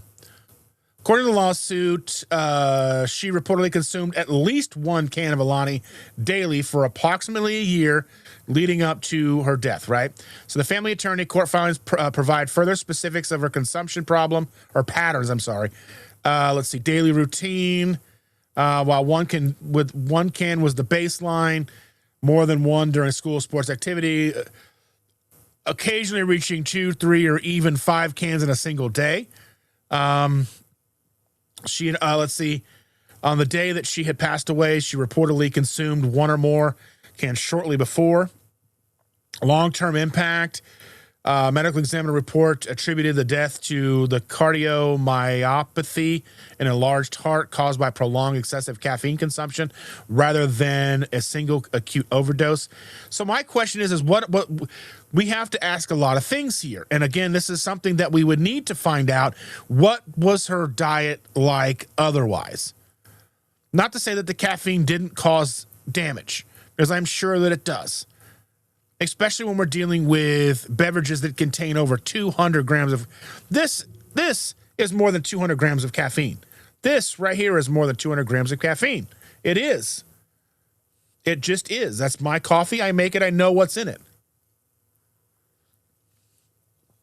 Now, my thing is, like, I would be fine with like energy drinks that they came in 20-ounce cans and had the same caffeine as a 16-ounce can or 12-ounce can. For me, I like the beverages. I like to drink them. I don't necessarily need all the caffeine. But, the thing about Alani, they're 12-ounce cans. You just toss that back and don't even realize you drank it. That's 200 milligrams right there. That's crazy. Let's see, which is double the 100 milligram daily limit recommended for teenagers by the American Academy of Pediatrics. I would say for teenagers, 100 milligrams of caffeine is probably a lot. I mean, I'm no doctor or healthcare professional, so my opinion here is really meaningless. But I would imagine that even 100 milligrams a day for children is insane, even teenagers. I don't think on the rare occasion did we drink a lot of Joke Cola, but even Joke Cola back in the day, let's see.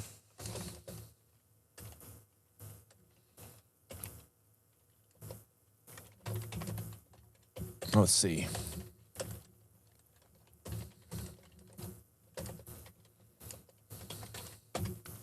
So we would drink a lot of Joke Cola back in the day, right?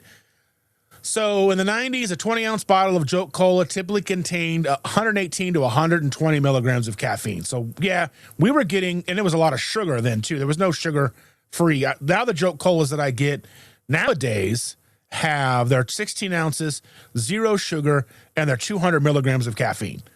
I'm very careful with those because that's a lot. And I know that it tastes like soda, so I'm more likely to drink it. Yeah, that's a lot. That's a lot. But yeah, I mean, there's just a lot of stuff going on these days, and we're dealing with children and a company that's growing and growing and growing, right? That's pretty crazy. And I'm about an hour behind in this chat. Oh my goodness. Now, here's Christy says, when my husband calculated his daily carbohydrate intake, he was shocked that it was over 500 easily. Oh, I'm sure back in the day we were eating close to 1,000 a day. Just with eating ice cream every day, pizza, macaroni and cheese. I mean, like what is, I would eat an entire box of Kraft mac and cheese.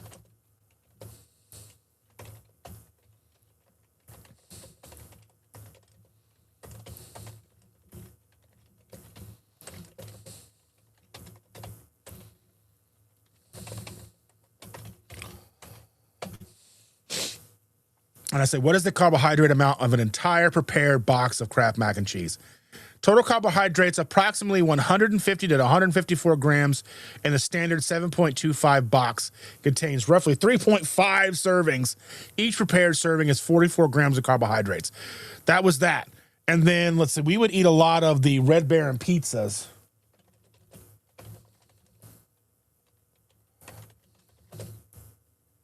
What is the total carbohydrate amount for an entire Red Baron frozen pizza? These are just things that I would eat on a daily basis. I'm just kind of curious. So the total carbohydrate amount for an entire Red Baron frozen pizza generally ranges from 92 to 172 grams, depending on the size and crust type.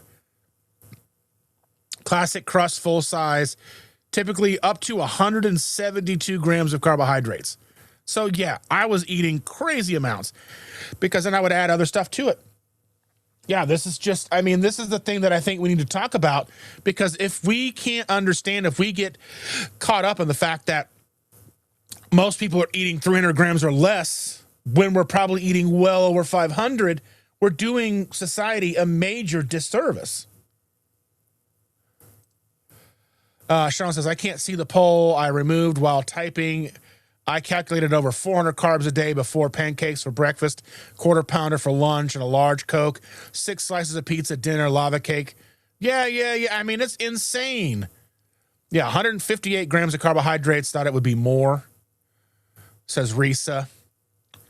Let's see. Evelyn says, I used to measure out 3/4 cups of Kick cereal when I had gastrointestinal diabetes, and I had that and a Diet 7-Up for breakfast every morning. Oh my goodness. But that's still not very much. I mean, 3/4 cup is not that much of Kick cereal. I mean, considering I would get a bowl that would be, this big and just fill it and then just pour milk and then just tip it back and drink the milk. You know what I mean? I mean, yeah, I used to have a large mixing bowl of Lucky Charms before bed every night. There's some good sleep when you're like in a carbohydrate slumber. It's ridiculous. That's how I noticed back when we were doing keto in the very beginning, and like when the keto treats started to come out. So like when Quest cookies, we would get the Quest chocolate chip cookies, the big ones that are about this big. And we would sit there and I would have one of those watching TV and I would be like, just knocked out. Just asleep. I knew that there was something off with that. That's the problem when they play around with serving sizes. They tell you this box has 11 or 12 servings in it, knowing full well they mean maybe 2 servings. But that's how they hide behind the carbohydrates and the sodium and all that stuff. You know what I mean? Like, especially those people who are looking at those numbers, they go, oh, a serving is only this much. And then they pour 6 servings into a bowl. I only had a serving. But did you? And I know this is like, there's the calorie in, calorie out bros. They're like, see, oh, yeah. Okay, whatever. Take a walk, pal. Take a walk. Yeah, and Risa says, sometimes you just don't feel like cooking, and I don't feel like standing and making the meal and then serving and cleaning up, and I'm too tired. But that's how I feel. Sometimes, I just don't want to, and I want someone else to cook for me. Sometimes. And I know like it's just scrambled eggs or it's just a steak or just a couple of burger patties. But those are things like, those are just things that like, you know, those are just, I mean, that's 99% of the time. I'm cooking my own meals. I cook for Chandra. I make everything we have. But some nights, it's not often. I just don't want to. Yeah, Cindy says, according to Google, the average American consumes roughly 225 to 325 grams of total carbohydrates per day, typically making up 45 to 65% of their total daily caloric intake. I'm going to say that's false. That's fake news. Fake news. That's fake. I mean, yeah, that's not the average. That's probably the low-end spectrum of the people who aren't living this lifestyle. Even Dr. Barry talks about people living this lifestyle doing just a whole food approach that's like low carb is like less than 100 grams a day. And you're going to tell me that in the United States, one of the fattest countries, and I hate to use the word fat, the most obese countries on the planet is average only 225 to 325 grams of total carbohydrates a day when we are drinking soda and having ice cream and Big Macs and French fries and all of these things and these giant coffees with 100 to 200 grams of sugar, that it's only an average of 325 grams of total carbohydrates a day. You are lying to us. And Evelyn says, my brother still eats a gallon of milk and family-sized box of cereal for one meal. Yes. Yes, I understand. I was there. Cereal is amazing. It's also not as cheap as you think it is because you're not even really ever really getting a full pound of any food.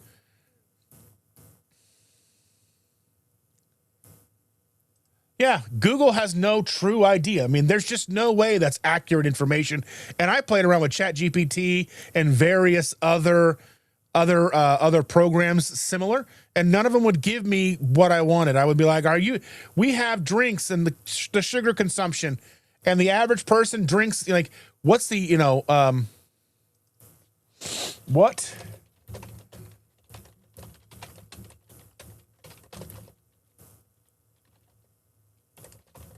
Let's see.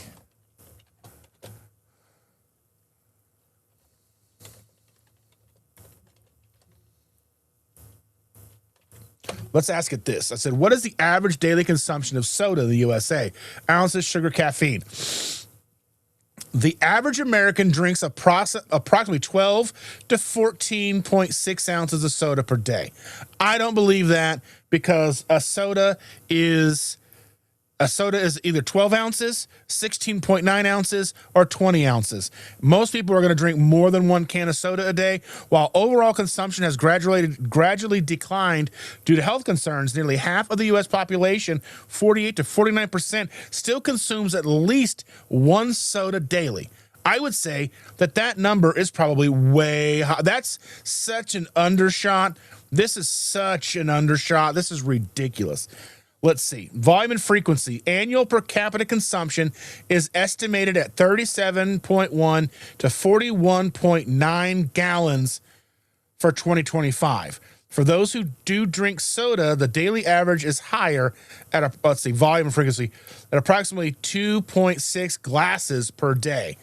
So I don't know what they consider what glasses. Added sugar. Sugar-sweetened beverages are the largest source of added sugar in the American diet. A single 12-ounce regular can of soda contains 10 teaspoons, roughly 42 grams of sugar, which exceeds the daily recommended limit for some groups. That should be for all groups.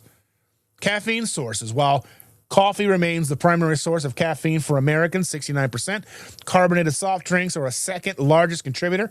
The average consumer's caffeine intake from all beverages is roughly 165 to 210 milligrams, with soda providing a significant portion for younger age groups.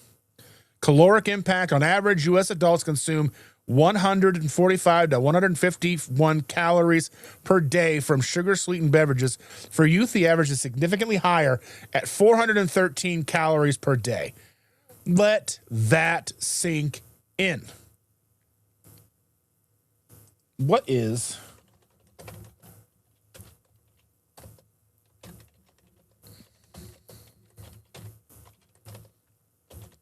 let's see.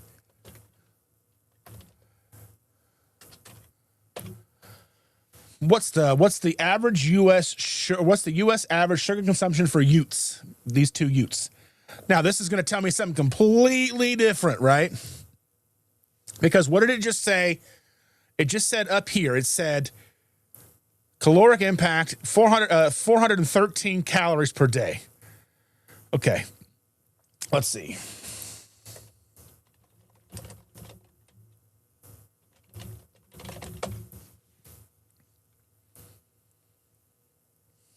Even this says age 2 to 5, average sugar 50 grams, 200 calories. Ages 6 to 11, 71 grams, 284 calories. Ages 12 to 19, 75 to 80 grams, 300 to 320 calories. This just says up here something completely different, upwards of 400. So this is off by 80. So we know, I mean, and granted, everything's probably off by 20%. There's got to be a 20% error rate because, again, we're doing most of this is probably self-reported. But I mean, I want to know, like, let's see, how many.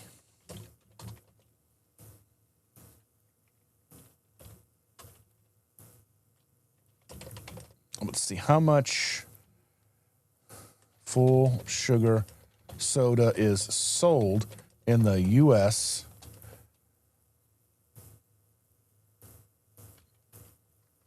Let's see.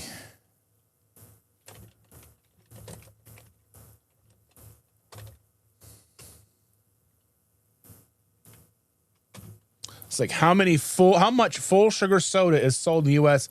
measured in 12-ounce cans. In 2024, approximately 87.5 billion 12-ounce cans of full sugar regular soda were sold in the United States. Okay? Let's see. If 87.5 billion cans of full sugar soda were sold in 2024, how many cans per year is that per person in the USA?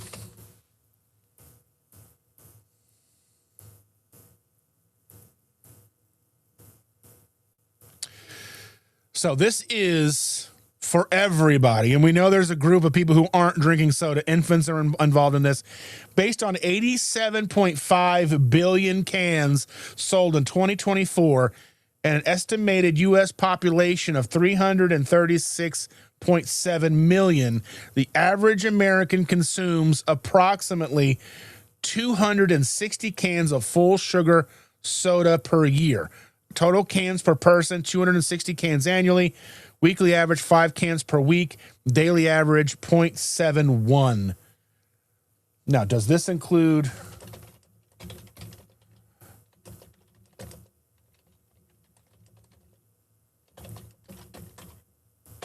Let's see. Does this include soda sold at restaurants and fast food?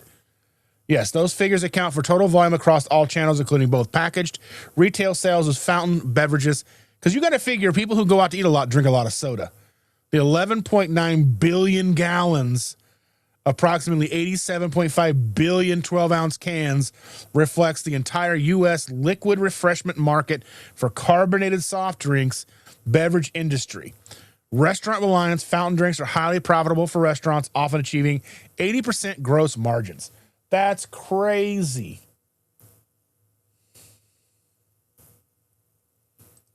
But yeah, I'm like more than an hour behind in this chat. I need to scroll through here, and Bacon Runner is here. Hello, Donna Ray. Donna, does it? Donna Ray? Donna. This Donna, that's what I'm going with here. Carbs are well over 100,000 grams per person, easily perfect. Bliss points concocted by the powers that be to keep the person addicted in order to battle. Yeah, I mean, realistically, yeah, it is Donna Ray. Okay. All right. I always just forget. I'm afraid I'm going to get people's names wrong. That's not what I'm here to do. Ethnic food is all about how can we make cheap ingredients taste good. Yeah, Rick's diet is how can we catch something good to eat? And I understand that too. Google AI just admitted that that was based on 2,000 calorie intake. Then it's not the average, because the average person's eating way more calories. And Mr. Biscuit says Chinatown here might be less toxic. Wohop in New York, NYC is world famous. We traveled there after shows back in the 80s. That sounds great, though.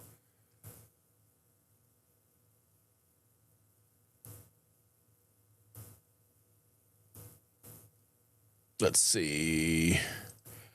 Think of it this way. So Lions Danimore says, think of it this way. People that are addicted to opiates and had to revert to an extreme measure of taking psilocybin, people with eating addictions also need that same emphasis on attack pure carnivore. I don't know. I mean, could like psilocybin, could that impact and help a lot of people? I'm sure it can. It helps. It supposedly helps with PTSD, addictions, getting people off of alcohol, all that kind of stuff, right? Cindy has not watched Carnivore Code, which I don't know what that is, but have you watched Cholesterol Code yet, Cindy? I did not get any samples. Hold the pickles. Hold the lettuce. Special orders don't upset us. All we ask is that you let us have it your way. I like extra pickles. I love when I ordered extra pickle, I got 2 pickles. I'm like, is 1 pickle what it's supposed to be? 3 pickles. No more than 3 pickles. If they ask for extra, give them 2 pickles. Cindy says, I did not get any samples from Element, but I also have not placed any orders with them. And at least I haven't never placed an order with Element. So that's probably why I didn't get any. But lemonade iced tea, did I just get the pink lemonade? Is it good? I don't know. I want to know. Hanging when Jen is here. How are you doing? You may not even be here anymore, but good morning. How are you? Evil Lynn says, we will wait until the lemonade iced tea is released to purchase, and then I'll buy some, and then that'll be pink, then the pink lemonade. My daughter, not keto, loves lemonade, so better choices for her. I love it. And Sharon is here. And Risa hasn't watched the Cholesterol Code. I want to, have no time to sit and watch him right now. It's a great documentary. It's very good. And Mr. Biscuit says time and consistency are helping me slow climb out of addiction, or at least giving in. Yeah, that's my thing, is giving me better control of giving in to the things that I don't necessarily want to do. Sometimes I want to do it. And Sean Bradley says the cravings and temptation are always going to be there. The difference is how they are. Now they're just a whisper instead of something screaming in my head. Yeah, 100%. Evelyn says Disney gift cards don't expire. That's the absolute truth. But I do have, Shannon and I both have a full day at Disney that expires in 2028. So we got to go before, we got to go, just the two of us, before the new granddaughter's old enough to go. But we are going to take her when she turns like 5 or 6. We also want to make sure that we're going once everything is kind of opened. Because, like, I don't want to go before Villains Land is open with the kids. Mr. Biscuit says, I live in NYC. It's like Disneyland without the rides, plus more expensive. Oh, don't I know. Let's see. Brenda Foley. I make creamer with salted caramel, equip protein, vanilla collagen, and butter. Yummy. I don't think we've ever interviewed each other, Mr. Rick. I would be down for that. Email me and we'll set it up. Let's see. Jeff Fuss says, if you have a VPN, Surfshark, or change your location, maybe watch it for free. Yeah, I would say that, but I mean, this is something we want to support Dave on. So I would say try to make sure he can recoup any money that he's spent out on this, because I'm sure he's not, at least hopefully he can break even and maybe make a little something for his time.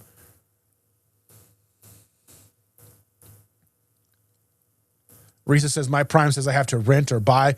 Yeah, I mean, if you have Amazon Prime, it's a rental or a purchase at this point. It hasn't gone to free yet, unless you're in the UK, my understanding. Let's see.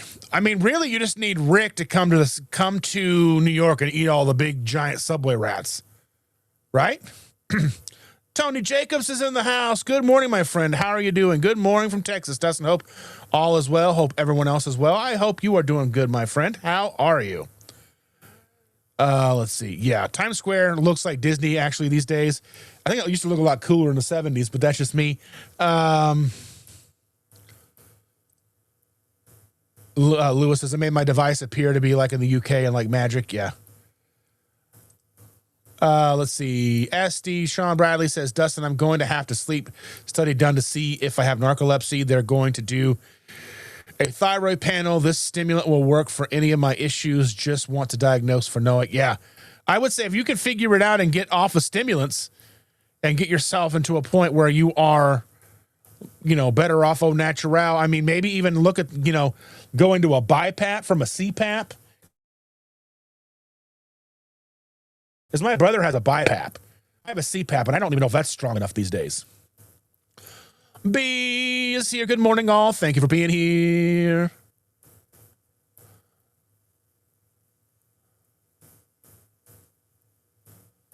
And Rick says, if I ate commercial pizza, I would be suffering from violent discharges within 3 hours. I imagine your gut biome is just not set up for that, and that's okay. That's okay. Mr. Biscuit says 45 grams of protein cannot mitigate muscle wasting. If you're active, it will be even worse. Yeah, that's what I'm talking about. Horizon Crochet is here. Going to the hairdresser when their hair is a hot mess. No, thank you. I mean, that's okay. So that's even something like a hairdresser you get there and she's had to deal with her kids and they were late and school and all these things that kind of come into play to a person getting themselves together. You don't know what their day was like before you got there. I don't know. That's why, it's hard to judge somebody based on one day kind of thing. But you go to a doctor and they're like 500 pounds. That's not one day. Hairdresser's hair that day. Is her hair normally like that? You know what I mean? I don't know. But I don't know. Doesn't mean she can't do you a good service. Karen Harrington is here. Good morning to you. Let's see. Maritza says, do you have to pay to have me as a coach? Well, that's going to be something that, right now, I don't have any prices set, but it would be a paid service. I have to recoup the money that I spent to become a coach and the money that I'll spend keeping a business and all the things that come with holding a business. I do want to get to a point where I'm making a bulk of my money from other sources so I can mitigate the cost to those people I want to help. Because I don't want necessarily to charge the people I'm helping, but I also need to make money to survive. This is my job. So, email me and we can talk about something. Maybe we can work something out. We'll see. I don't know. I haven't even set everything up yet for myself. Because it takes money. It takes money to get an LLC. It takes money to get a business license. It takes money to set up a new website. It takes money to do all these things. Oh, money, money, money. And Risa says, when I don't make the best food decisions, I do not beat myself up anymore. That's something you have to learn. You can't beat yourself up. I used to feel guilty, not anymore. I even know I did kind of feel a little, I'm like, I should be doing better.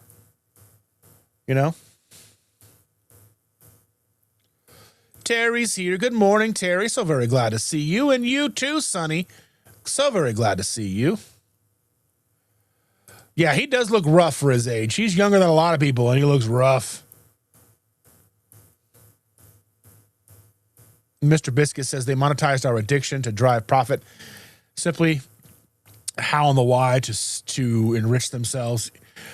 I would like to think that that's not the case, but I'm sure that it really is. And Sonny says you click the $sign in the chat. I tried that.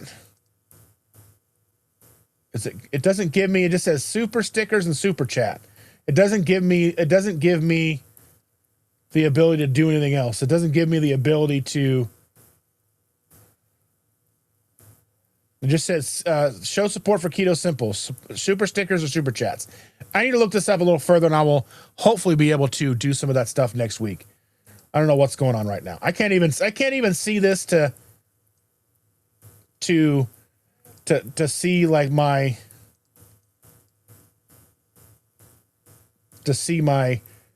all this. I can't see any of it.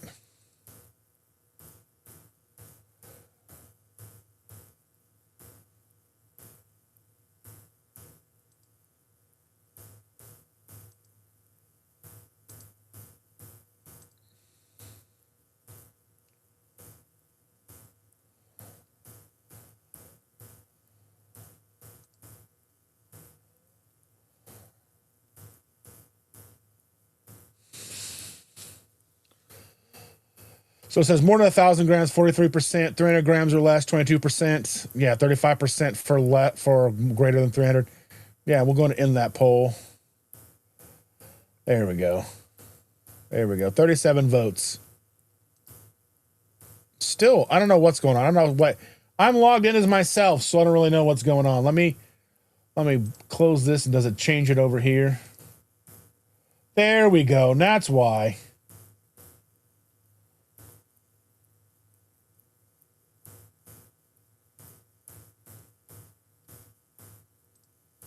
Maybe.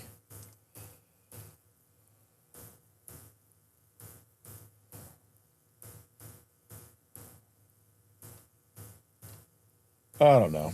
Buy membership for viewers, but it's not giving me anything to gift them. I have to look that up and figure out why that's doing that. Weird. Golden Girl is here. Hello. Howdy, y'all. Glad to see you. Welcome.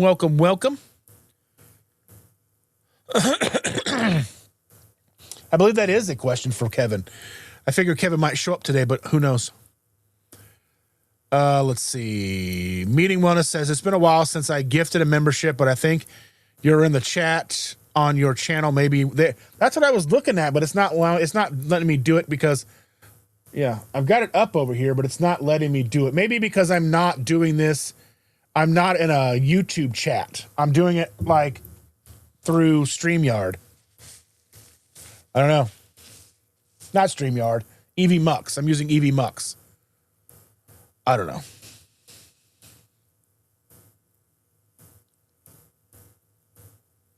Oh, let's see. Sherry Lynn says, good morning, everyone. Been listening for a while, laying in bed. Finally got up and got my coffee. Have to work from 12 to 8:30 today. Boo. Boo. But have fun at work or do whatever you got to do to make it through the day. Evelyn just finished her fast with bone broth. Sounds good because everyone loves coffee. Going on Brian's channel. Who's Brian? I don't know who Brian is. I don't know. I don't know who everybody is. Only 25 likes. Everybody like this thing. Let's go. Mr. Biscuit said my daughter had gelato at an Italian restaurant yesterday. Said it was the best dessert she's ever tasted. Bet the ingredients were different from Brian. Oh, yeah. 58 hours. I love that. I love it. Karen says, went by the bread aisle. The smell. I love the smell of bread. I love walking down the bread aisle. Of course, unfortunately for us, at the bread aisle is also the aisle that I go down to get pickles and stuff like that. Pickles and mustard and all that stuff. That's the same aisle. So I got to do what I got to do. But, I got to get mustard.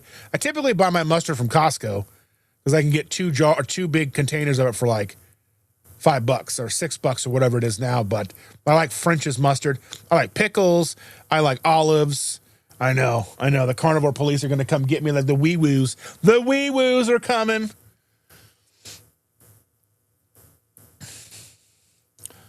Mr. Biscuit says I had a George Foreman grill too. It drained all the good. I still we used something like that for a long time. I had to end up like tipping it up and like started to fall apart. It wasn't a George Foreman. It was one my brother got me for Christmas. I cooked so many burgers on that thing. That thing was a nightmare. It was such a nightmare. Parquet. I remember Olivio. Olivio tasted so good to me. I used to love that.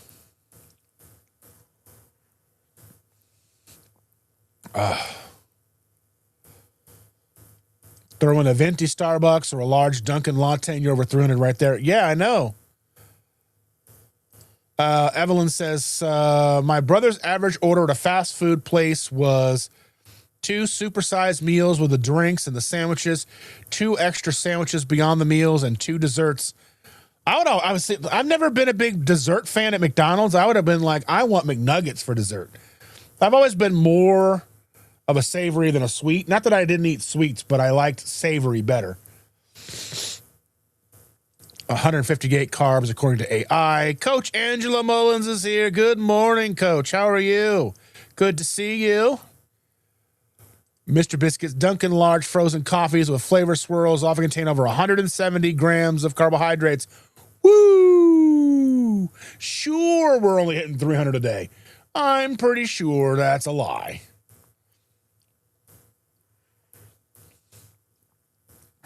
I mean, think about it like this. If you eat 10 eggs, that's 10 carbohydrates, give or take, right? You're gonna just count an egg as a carbohydrate. No big deal, right? No big deal. Bacon, there's some carbohydrates in bacon. No big deal. I mean, if you're keeping your stuff below 50 total in a day, depending on who you are, maybe you got to keep yours below 20 or whatever. But you can eat 10 eggs and like most of a pack of bacon and be fine. Whatever. Mr. Biscuit says, my kids drink Dunkin' daily. They have a new banana pudding cloud latte. None of this is food. Oh, yeah. Oh, my goodness. Neville is right. Hey, KPL 2026 or bust just around the corner. Do you have your ticket yet? Do you have yours? What about you? Don't judge me. Anyway, Sunny Chronicles, my daughter-in-law feeds my grandkids so much sugar. She won't listen to me when I beg her to not do that. Okay, so just one of the things with the new granddaughter, she's starting to get to the point where she is getting little tastes of food that are not her bottle. And I'm like, they're like, we got to try her on rice cereal. I'm like, but why? Why rice cereal? Like, it's good on her belly. Why? There is no nutritional value when it comes to rice cereal for children. Okay? None. Even if it's fortified, it doesn't mean if it's even bioavailable for the children. Why are we not starting the kid on eggs, butter, teeny tiny little, I mean, maybe the meat is a little much, but some eggs. Eggs, that's a good soft food for a baby. I just don't want her to, I mean, I remember our oldest grandchild, we tried to give her rice cereal and she made these gaggy faces. She wouldn't eat it. She would be like, like legitimately grown up gag faces. She was like, ugh. And I was like, thank you. She loved butter. She would eat just butter. She was like doing butter like all like the carnivore. She was like a carnivore influencer before it was cool. You know what I mean? Fructose, sucrose, galactose, all inside the body. Sugar is a starvation food and is glycating to cells. I think glucose is an essential part of the body. The body cannot run without a certain amount of glucose each day. Now, the body can create its glucose. That doesn't mean exogenous glucose is necessarily a bad thing. We're talking berries. We're talking the glucose that's in eggs. Or like in the fall, if you are, when we were evolving, fruits growing, things growing to keep us from starving for the winter. But the idea that glucose and all these things are not supposed to be in the human body, they do. We need a certain amount. Yes, there's gluconeogenesis. But, and again, you can look at the way the body processes each glucose or each fuel, right? So let's go ahead here. I'm going to say, what is the order of fuel processing in the human body.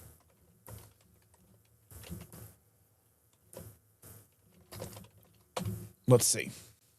Because this does tell us. So it should be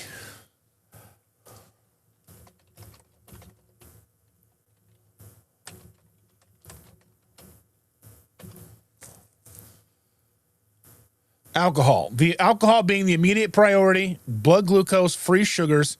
So once the liver has a handle on the alcohol, or simultaneously if blood sugar is high, like from sugary mixer, the body burns the glucose circulating in your bloodstream. That doesn't necessarily make it what we have a misnomer that glucose or sugar is the preferred fuel.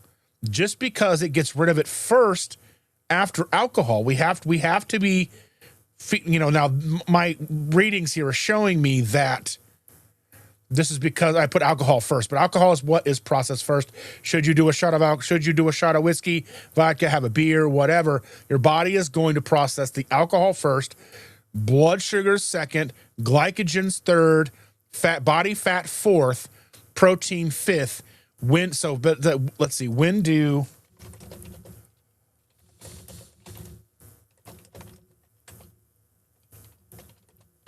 ketones come into the equation? Ketone window. Your glycogen step 3 stores run low, typically after 12 to 16 hours of fasting. Let's see. There we go. So again, alcohol, glucose, glycogen, ketones, then protein. So protein is the last resort. But ketones should be, granted, since ketones are on the fourth down, but we figure glycogen. I want to know like,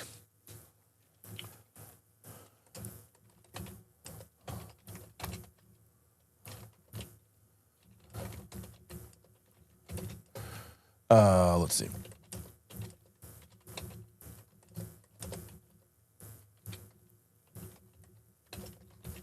I'm asking, in daily normal activity, does the body prefer ketones or glycogen in a ketogenic state? So let's see. In a ketogenic state, let's take a look at this here. In a ketogenic state, the body prefers ketones for the brain and most organs, but it still requires a small amount of glycogen for specific functions. Understandable. Here's how the body balances the two during normal daily activity.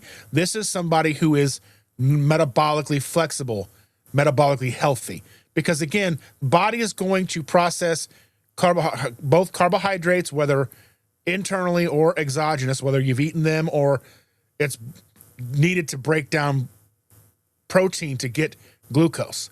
So that's the thing, is like, even though the body can get glucose from breaking down proteins, it doesn't necessarily mean that that's the way it should always be.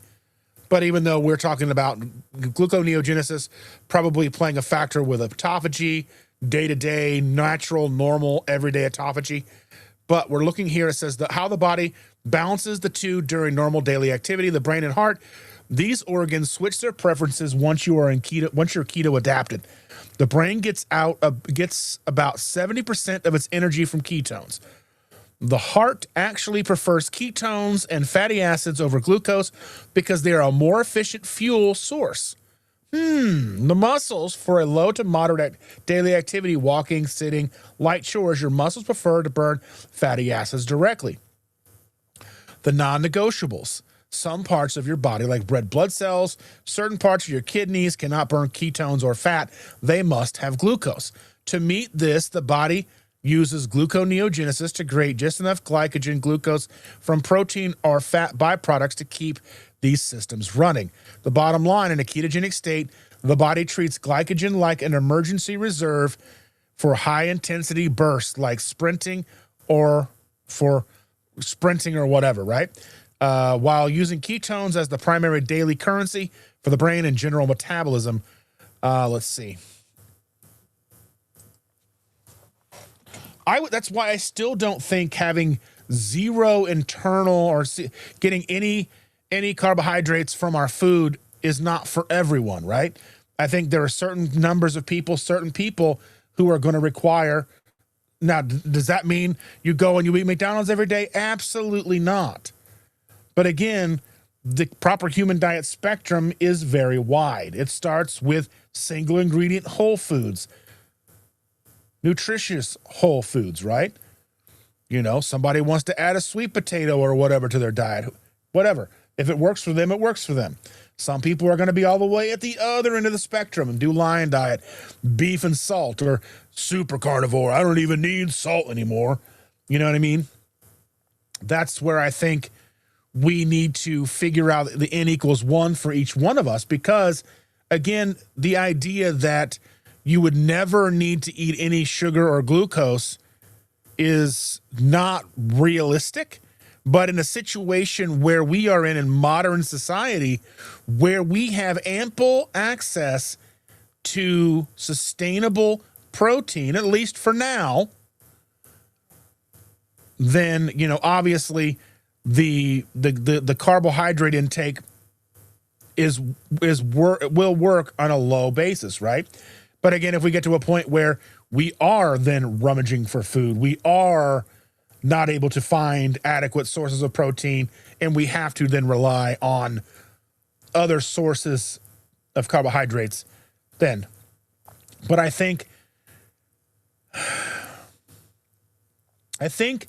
we get so myopic in a way to where, and you know, and I know this is controversial, but again, like, certain people won't thrive on lion diet. Some people won't thrive on carnivore. Some people don't thrive on strict keto. Some people don't thrive on wishy-washy, dirty keto. Some people might thrive on just a whole food, single ingredient carbohydrate level of less than 100 grams of carbohydrates a day. It takes time to figure those things out.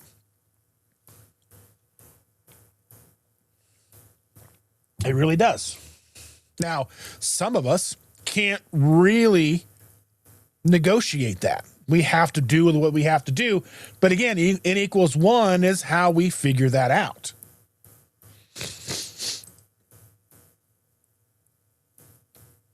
Holly Springer is here.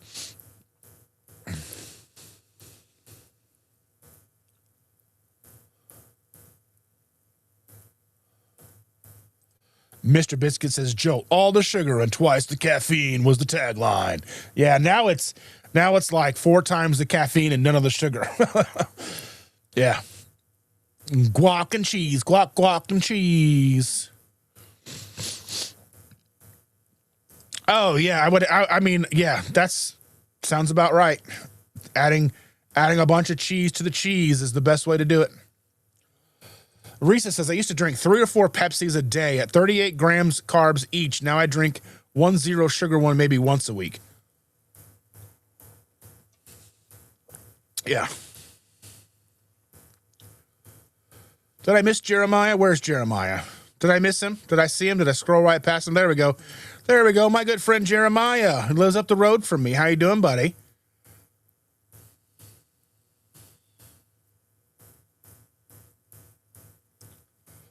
Uncle Charlie is here. How are you? Thomas over at Target Prime Ribs sent me. I'm with his crew. Fantastic. Welcome. Thank you for being here. Do you need to count calories? Now, I look at this a little differently. So, I think calories are a way to kind of judge overall food consumption, but I think paying attention more so to the amount of protein you're taking in and fat and playing around with those numbers is probably going to serve you a lot better than looking at calories. Because I think calories can trip you up. I think if you need a certain amount of protein and a certain amount of fat to drive your day, but that amount that you need is above a calorie count that you think you should be hitting, some arbitrary calorie number, you think you need to be in this severe caloric deficit, and you like, you know, the protein you need and the fat you need puts you at like 20, arbitrary number, 2,500 grams of carbohydrate or 2,500 calories. Okay. say, and then you're like, well, I really shouldn't be over 2,000. That's crazy. I want to lose weight. I need to be under 2,000 calories. Then you start cutting the protein corner. You start cutting the fat corner, and then you don't feel as well, and then you may not be able to sustain it, and then you go off the rails and do other things. So I think calories can be a gauge, maybe, help you kind of get an idea of where you are. But I think realistically, the bulk of us probably should be prioritizing protein and fat. How much protein do you need to be satiated, and how much fat do you need to leverage that satiation? That's the question that I would have. Not how many calories is in that steak. I better not eat all. I think calories get so many people flustered, from the calories in, calories out bros to the people who are like, if I want to lose weight, I can only eat 1,000 calories. I see people who are 500-600 pounds talking about how they only eat 1,800 calories a day trying to lose weight. And they're eating salads. And I don't know if they're prioritizing their protein. Are they getting enough protein? But they're so fixated on the calories. I don't know. Are they doing more damage to themselves trying to lose all this weight so fast? And then they get so upset with the scale, and they're making the social media content. And yes, that content goes viral, and celebrities latch on, and these celebrities will latch on, and then they'll do meetups and photo ops and all this stuff. Like, hey, look at me with the big guy. He's doing a good job. He's losing weight. Look at him. But I think are we doing ourselves a major disservice with that? And I know this is not what you're asking about, but this is where my mind goes when we start talking about calories.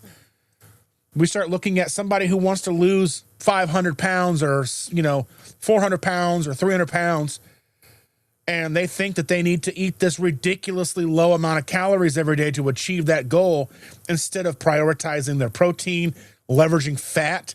They're eating low fat this and low fat that, and they're doing all these things and eating salads, and how can I eat as much food as I need to eat but keep my calories low? Because sure, you could eat a cereal bowl, a big mixing cereal bowl full of broccoli, and it'd be 1,000 calories, and you could eat that and you'd be full for days. But are you going to be satisfied? Or are you going to be still hungry, pooping your brains out?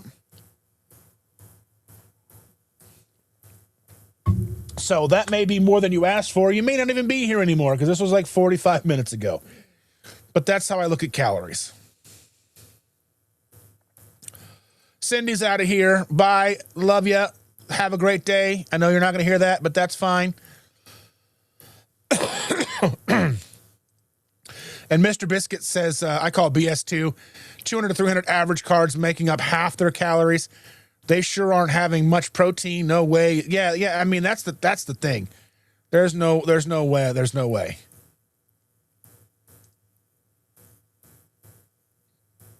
And Charlie says, plus, there's ingredients I can't pronounce. Too many. If there are more than 3, I don't eat.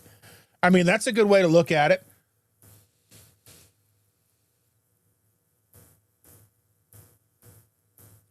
I mean, that's a good, really single ingredient foods are going to be your best, but it's not necessarily feasible all the time. There's always going to be, excuse me. Woo. Got super red there. There we go. Let's bring that up. Didn't work. Oh, well. There we go. Well, that's better, I suppose. But yeah, I just think, you just got to make the best choices for you. What keeps you consistent? If being mindful of, anything with more ingredients than 3 keeps you consistent, but does that limit you too much? These are questions that you have to answer. Only you can answer those questions for yourself. This movie says, I used to drink 2 24-packs a week. I know. We would drink. I had roommates, and like between 3 of us, I think we would drink 4 24-packs in a weekend.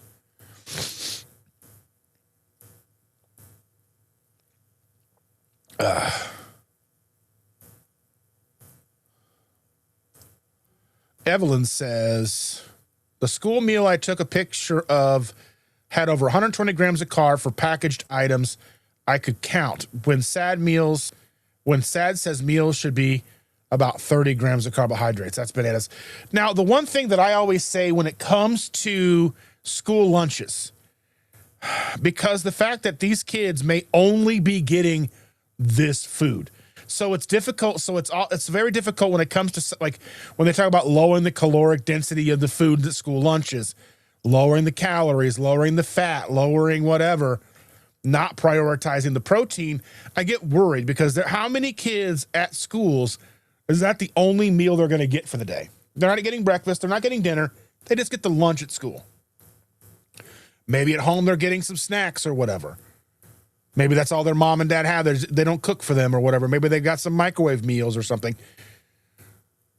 I think we should be throwing these kids a lifeline, and they should be getting as much protein as they can.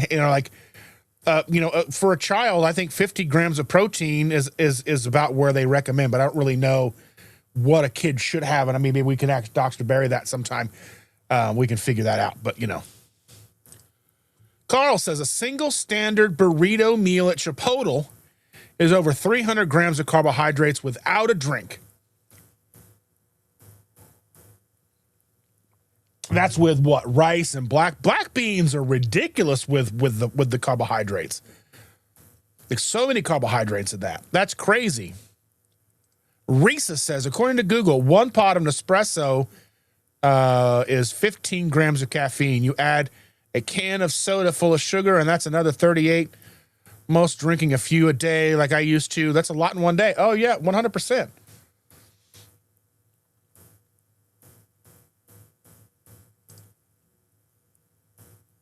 Coach Angela says, but people eating like we do by zero, so how many are left to drink it? I mean, that's the thing. Like, you can only do it by averages because how many people are in, you got to figure that there's going to be a few million babies who aren't drinking soda, a few people, maybe obviously a few million people like us who aren't drinking the full sugar soda. So, but it is very difficult to really get a good figure on that number, but it's got to be more than what they're saying.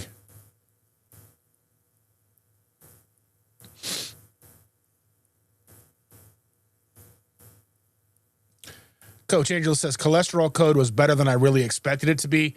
My thing when it comes to documentaries, I feel like there's a lot of documentaries out there who start off with a shock factor. How many of you watched What the Health? It came out in like 2019, 2017, 2018, something like that. It started off by people standing at a stove frying cigarettes in butter. It was obviously a vegan propaganda documentary about the dangers of meat and saturated fat. And every egg that you eat is like smoking one cigarette. And then there was Game Changers. There's been all of these very, very over-dramatic documentaries. And then I go and I watch something like the cholesterol code, and it's laid back. It's calm. There's no like beating you over the head. There's none of that stuff. It's just information. And I wonder how much traction from people outside of our community is that actually going to attract, because there's no rage bait in it. There's no, oh my God, did you see that they were frying cigarettes in butter and saying that's like eating an egg? I wonder about that kind of stuff. What are your guys' thoughts on that? And Uncle Charlie says, all elements, electrolytes are good because it's full with sugar. It's a bunch of baloney. Okay. LMNT electrolytes do not have sugar in them. Now, some of the newer ones, some of the older ones have maltodextrin, but you're still looking at about 0.5 gram per packet. So that's 0.5 gram of what would be considered sugar in one packet. That's still relatively low, and that's a choice that you would make for yourself.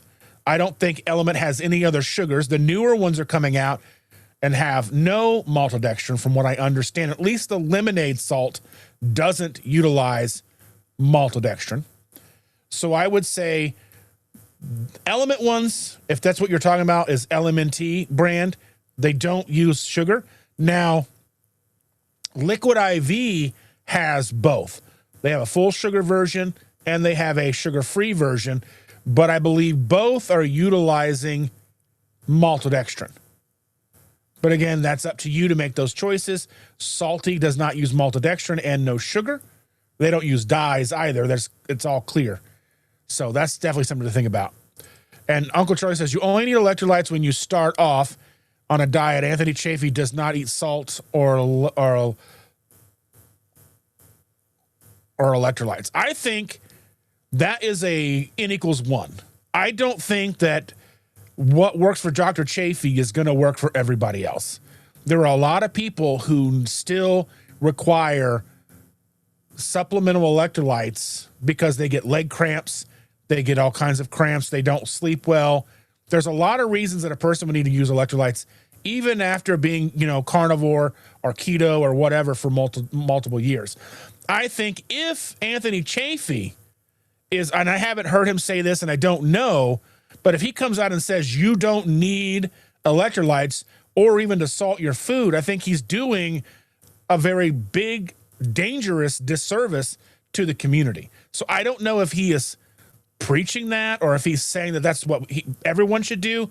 Him saying that he doesn't need to do it is one thing, but if he recommends others to not do that, then I would highly disagree with Dr. Chafee. I'm not a doctor or a medical professional, but I would say that from my experience and what other doctors have said and what I see from anecdotal evidence from people in our community, going without salt or going without electrolytes for a good number of people is a dangerous thing.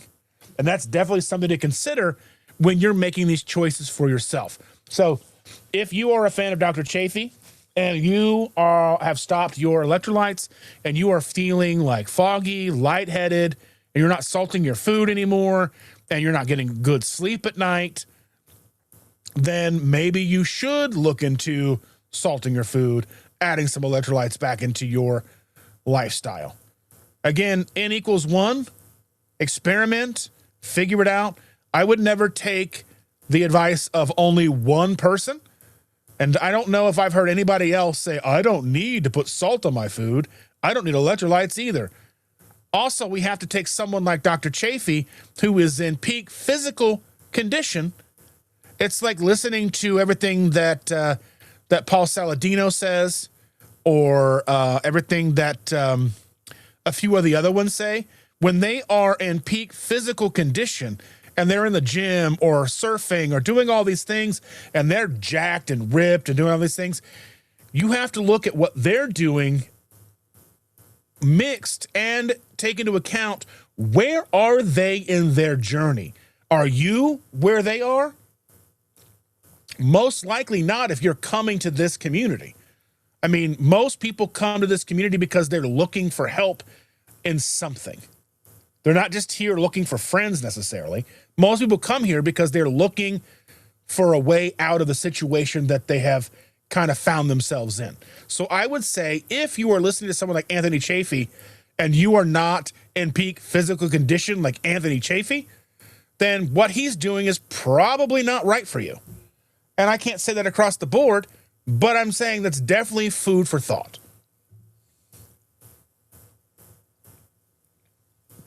And that's how I look at Paul Saladino. Paul Saladino is a person. He's in peak physical condition. He works out. He surfs like 8 hours a day. So yeah, he can get away with eating 2 pounds of fruit a day or whatever he's doing. Flying to other countries to have his blood filtered out. Whatever. He has money. He can afford to do those things. He lives in a tropical paradise and surfs every day. Of course he can eat what he wants. And he can show you what to buy at Costco because he has the money to do so. I think these are all things we have to take into consideration when we are looking at what these influencers, and I fall into the influencer category as well. I'm here. I share my opinion. I share with you what I do. But I'm never going to tell you what I'm doing is what you need to do. Because that's not how it works. So I worry when doctors like Dr. Anthony Chafee, and I like I said, I don't know if he is out there talking about, well, nobody needs to salt their food, which I highly doubt as a doctor, he would say that. I would hope because that would be a scandal in my opinion.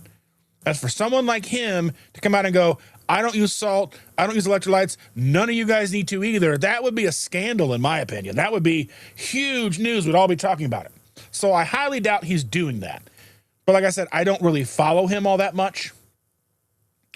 But again, that's one of those things. If we're looking at an influencer and we're looking at somebody who's in peak physical condition and they're telling you all the things that they do while being in peak physical condition, doesn't always translate to people who are just starting out, because you've got a long way to go. Most likely, I don't know you, but chances are if you're here, you've got a journey ahead of you of some flavor. Yeah, and Sonny says, if I don't use electrolytes, I get muscle cramps and spasms. Yeah, 100%. And Coach Angela says, I have narcolepsy, but I've had less trouble since going carnivore. Yeah, that's awesome. And Coach says, I'm frustrated. I'm not riding to church today because of the rain, but looks like it's going to around my house, just planted trees, so I still have water them myself again today. Oh, my goodness. Oh, let's see.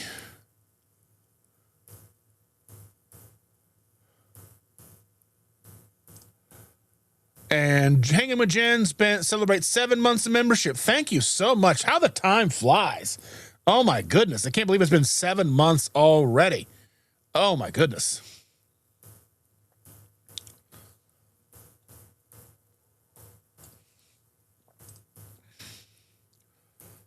And Risa says, I realize that I am human and not perfect. That is every single one of us.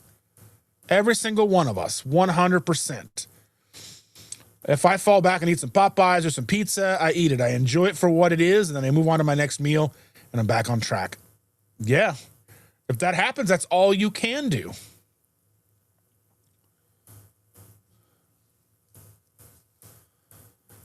Brian is here. Brian is a new member. Thank you so much. I didn't really get a chance to celebrate you becoming a member yesterday. And thank you for joining and becoming a member. I really do appreciate that. But I was on somebody else's live. I know it was on my channel as well, but I just wanted to make sure that I did really give you the recognition that you deserve. And thank you so, so very much for that. I do truly appreciate that. Let's see. Coach Angel's asking, you're 2KK or PhD? I am PhD certified. I'm a PhD certified health coach. I think that's what you're asking me. I was in the first group of coaches to graduate, the PhD certification with Dr. Barry, Nisha, Kim Howerton, and Coach Alyssa. Let's see. I gift memberships from my laptop on the YouTube website. I was trying to do that, but it's not doing it for me, so I don't really know what's going on with that. I was membership gifting.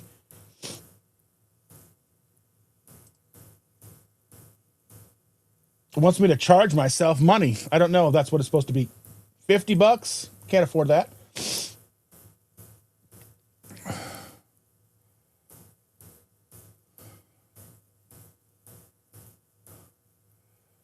Yeah, I'm in both YouTube and the streaming service, but I'm not sure what's going on. So I'm like watching this as a YouTube, but I don't know what's going on with it. So it's weird. I don't know.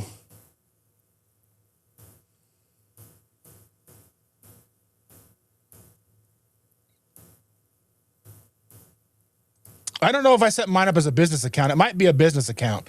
I don't know for sure. I'll have to go in and check it out. Tuber Chat's here. Hello, Kevin. Thank you for being here, my friend. How are you?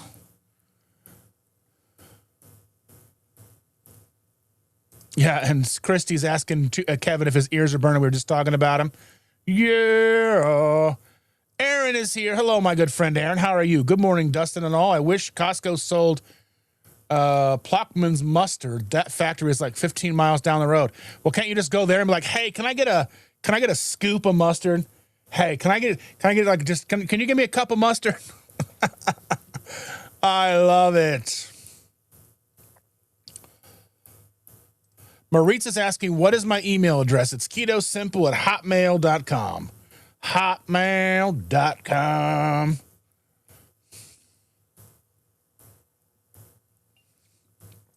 Egg yolks for babies. Yeah, I know.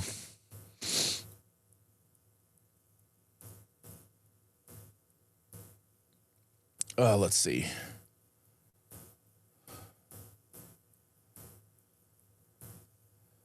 Oh, let's see. I'm trying not to be so far. I'm like 30 minutes behind.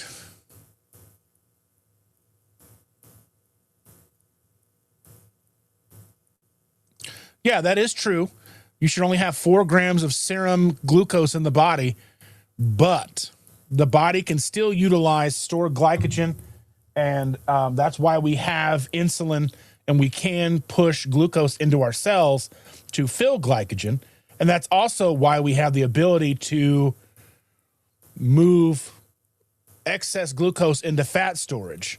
So again, it's all relatively right there and helps us. So I think, you know, it's a very complex mechanism for our survival. And like I said, I'm not telling people to go eat ice cream every day. I'm just saying I think that the idea of 0 carbs for the rest of your life doesn't make a lot of sense either. And that might be, again, controversial. But, yeah, like this camera is driving me insane and making it so dark. But anyway. Let's see. And Mr. Biscuit says, in a ketogenic state, it's ketones. Even in a ketogenic state, if you were to go and eat like an ice cream sandwich, it's going to then try to process that glucose first. Or if even like say you're in ketosis, like most of us are in ketosis throughout the day. I don't think there's ever a time where all of us are in ketosis 24 hours a day, unless we're fasting. But even still, the body is manufacturing glucose to keep life support going outside of the things that run on ketones. So I think that while we need to remember that excess glucose is dangerous, the idea that all glucose is dangerous is still something we need to kind of like realize is not necessarily like, again, we shouldn't be drinking a soda's worth of sugar a day. And that's not what I'm saying. I think that's too much sugar for the day. But like, say you have an apple. Okay. You have some berries. That's some sugar. That's sugar. But again, if you're metabolically flexible and you run across some apples and you have an apple, no big deal. I mean, I think unless that's a trigger for you. But again, we get caught up in a situation because we are in this community and almost every single one of us are here because we are trying to fix something about ourselves. So we get caught up only being able to see to the end of our nose kind of thing, where we're only seeing the struggles that we have individually, where we're also got to remember we're trying to attract a large swath of people into this community so they can kind of see what we do, how we do things, how it's not so complicated or scary or necessarily as restrictive as some might think it is. Again, you would look at how restrictive is a lion diet. You'd look at how restrictive is Ketovore, Carnivore, Keto, down to Whole Foods. Again, we've got to look past the people sitting in this room. Again, this chat right now, 46 of you watching across 4 platforms. We have to remember we're trying to attract new people. So we have to remember that when we talk about these issues, we have to include a large swath of people, millions of people who need metabolic health. And the idea that you're going to entice them to come in and go automatically to lion diet, no matter how that might actually help them, is slim to none. Or carnivore. Even right now, keto in of itself is a bad word. It's what even in our own community, keto is kind of said with a bad taste in their mouth. Like you can watch any number of carnivore channels, and when they say I used to be keto, I started as keto and now I'm carnivore, you can hear the bad taste in their mouth that keto leaves. Which I understand to a small degree. But again, I think people are talking like keto, like that's only the only way to keto is to have the keto breads, the keto snacks, and not the whole foods. And I think we're looking at things all wrong. Because even the most strict carnivore is often in a ketogenic state, which means they are, by all intents and purposes, keto. But it is weird when you hear these carnivore channels, and I'm only pointing out carnivore channels at this very instance because of the fact that when I hear them and they're like, well, how did you start? Well, I was keto for 9 years and then I found carnivore. And like, you hear that little bit, it's like keto is a foul taste in their mouth. It's almost like they say keto and it's derogatory. But keto has its place. Granted, again, keto doesn't have the popularity behind it once did, that carnivore sort of does, that I think we need, again, to promote single ingredient whole foods. We need to be supporting all channels, keto, carnivore, whatever the case is, even paleo, really. Because what do we need to do, again, and we talk about this over and over again, what are we here for? To not just help ourselves, but to support this community. And what if I could talk, but what comes along with supporting this community, the growth of this community. And what happens when people come in and they watch us, and they may not be saying anything in the chat, but they're watching. Think about all the people that watch Dr. Barry. Thousands and thousands of people watch Dr. Barry every week. Do you think maybe 10% of those people watching actually comment or in the chats? Then there's still thousands of comments. 5,000 people watching. All the channels that come in and watch, and they're seeing what we're doing. They're watching the carnivore channels. They're watching the keto channels. They're watching Dr. Barry. They're watching all these channels. They're watching Butter Bob. They're watching everything. And what are they watching for? They're watching for a sign of hope. They're watching for a sign that we can help them with the situation that they're in.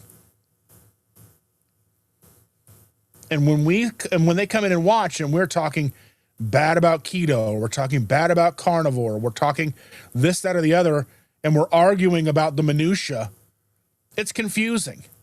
It's not helpful. And I know that I'm here to support each and every one of you, just as I am here to support myself. I'm here for accountability. I'm here to keep me on track. I'm here to be here for each and every one of you. You guys have become part of my family. And again, I understand that we have to be mindful of each and everybody's N equals one. The way you live your life and your lifestyle is going to be different, right? And Coach Angela says even here, Dr. Barry says no one needs over 100 grams of carbohydrates a day. And I agree 100% with that. I agree. At least in modern times. I would say in modern times, with food availability, with lack of food scarcity, no one should be taking in more than 100 grams of carbohydrates a day on any kind of regular basis. That's not to say you don't have a piece of wedding cake at your own wedding or whatever the case is, right? That's not to say that you don't have over 100 grams of carbohydrates twice a year or whatever the case is. But that's because we are not currently suffering from any kind of food scarcity. But our bodies were adapted to survive food scarcity, to where we didn't have enough meat, enough fat. So we had to eat things that our body would convert to fat to survive. Berries, apples, depending on where you lived, oranges, bananas, whatever, all around the globe, not just the United States. But yes, on the average person on a day-to-day basis, you shouldn't be getting anywhere near 100 grams of carbohydrates a day. But again, we can't forget, if you're eating eggs, there's carbohydrates in eggs. There's residual little bits of carbohydrates in meat. It's not a big deal. I don't remember where I was with this, but anyway. Oh, I'm still so far behind. I'm like a half hour still behind, and I don't want to be here all day as much as I love you guys. I don't want to keep you guys here all day. I'm sure that a lot of you got stuff to do today.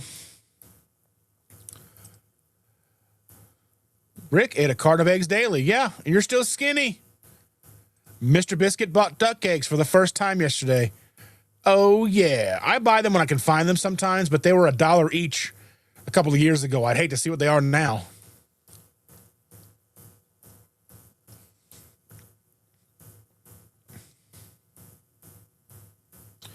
Sharon says, I think I used to make black bean burgers. I remember there was a time when I would see people making like, oh, you want to make healthy brownies? Make them out of black beans instead of flour. That didn't lower the carbohydrates at all. You're still adding sugar.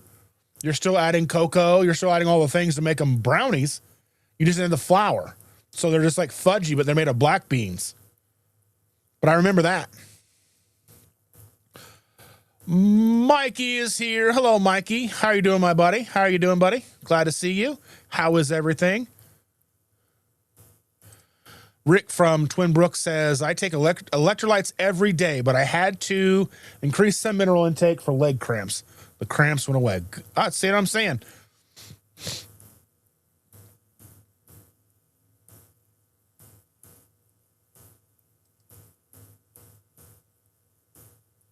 So this person, Borschels, is asking, what is a PhD certified health coach? Who gives that certification and where is that school? It's an online accreditation through Dr. Barry, Nisha, Coach Alyssa, and Kim Howerton. They started it. It was just the first class just happened. You can go in and you can search Dr. Barry, PhD, certified health coach course. You can find that. They will be enrolling soon, I think, for their next class. So, yeah, you can take a look at that. It's a 6-month course. It's a pretty nice course. And Brian says, thank you. The more knowledge, the better. Life is a beautiful gift and knowledge is king. 100%.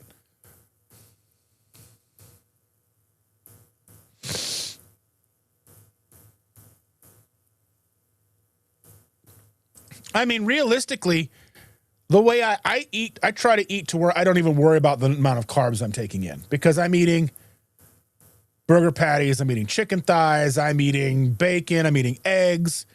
I mean, if I throw some onions in my eggs, or if I'm throwing in like maybe some sugar-free barbecue sauce or something like that, I'm not counting the amount of carbohydrates I'm taking in on a normal day. I'm just not. Because I'm not eating enough of any of it to really worry about. Is it zero? No. But it's very limited. So, I mean, whether it's eggs, bacon, whatever, some kind of sauce I'm putting on, mustard, hot dogs, there's carbohydrates in some hot dogs. Big whoop. I mean, if the labels are correct, I eat a pound of hot dogs, that's 10 carbohydrates. I add some mustard, that should be 0 carbohydrates. Should be. But it's probably not. A big, huge squirt's probably like a good enough to dip 10 hot dogs in. Probably about a gram or 2 of carbohydrates. But I don't eat enough to really worry about it. If I want to have some broccoli one day, I'm not overly concerned about it. I think that's the best way to get, is when you're eating where you don't have to worry about it. Where you know and you can trust your body enough to know, I'm hungry, I'm going to have this meat. I know I'm probably hungry enough to eat 4 burger patties or 5 burger patties, and maybe add in 6 eggs or whatever the case is. Today I need to add in a couple extra things. I'm a little extra hungry today. I need some extra, feeling a little, maybe add some fat and some salt to this, whatever. That's where I think we should be.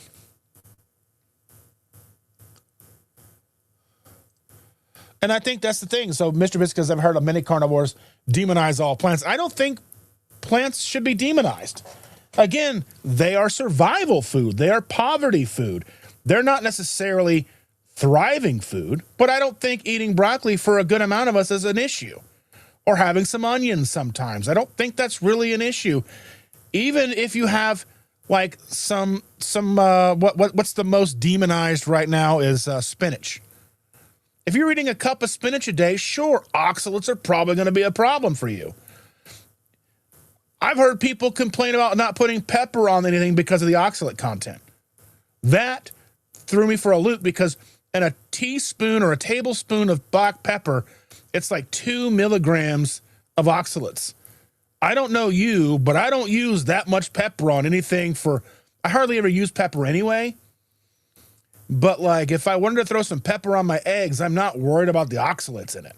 It's such a finite amount. It's infinitesimal, so small. But people start majoring in the minors and like, pepper's too much oxalates for me. I mean, like you got like the microplastics in your water from your faucet's probably worse.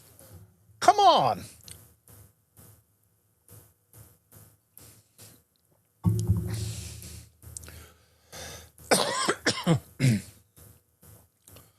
But yeah.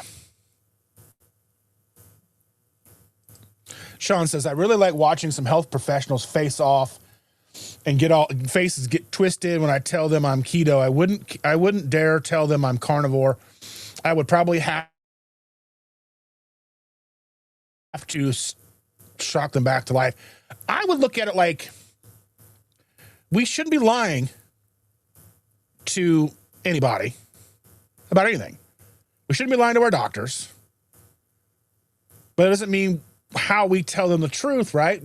Whole food, single ingredients with a prioritization in protein and some healthy fats. Then look at my blood work in 6 months. What does that look like? Are you happy? Are things better? No, I'm not going to take your statins for this. I'm not too worried about my cholesterol. Do a CAC score. Where do I stand with that? You know, that's kind of how I look at it.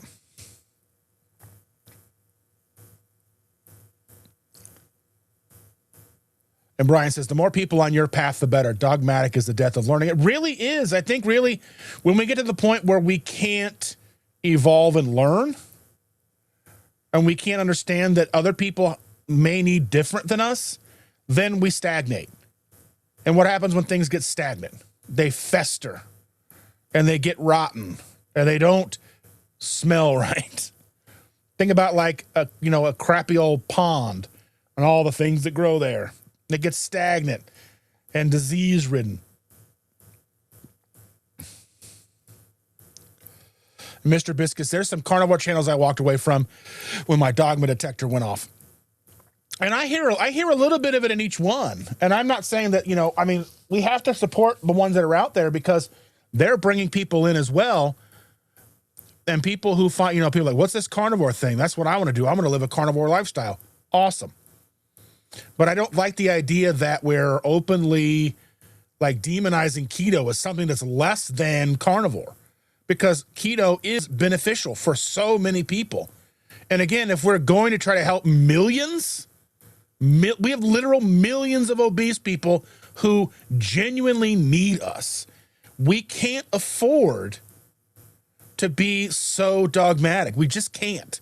If we truly want to help people, we can't afford to be that short-sighted. We just can't.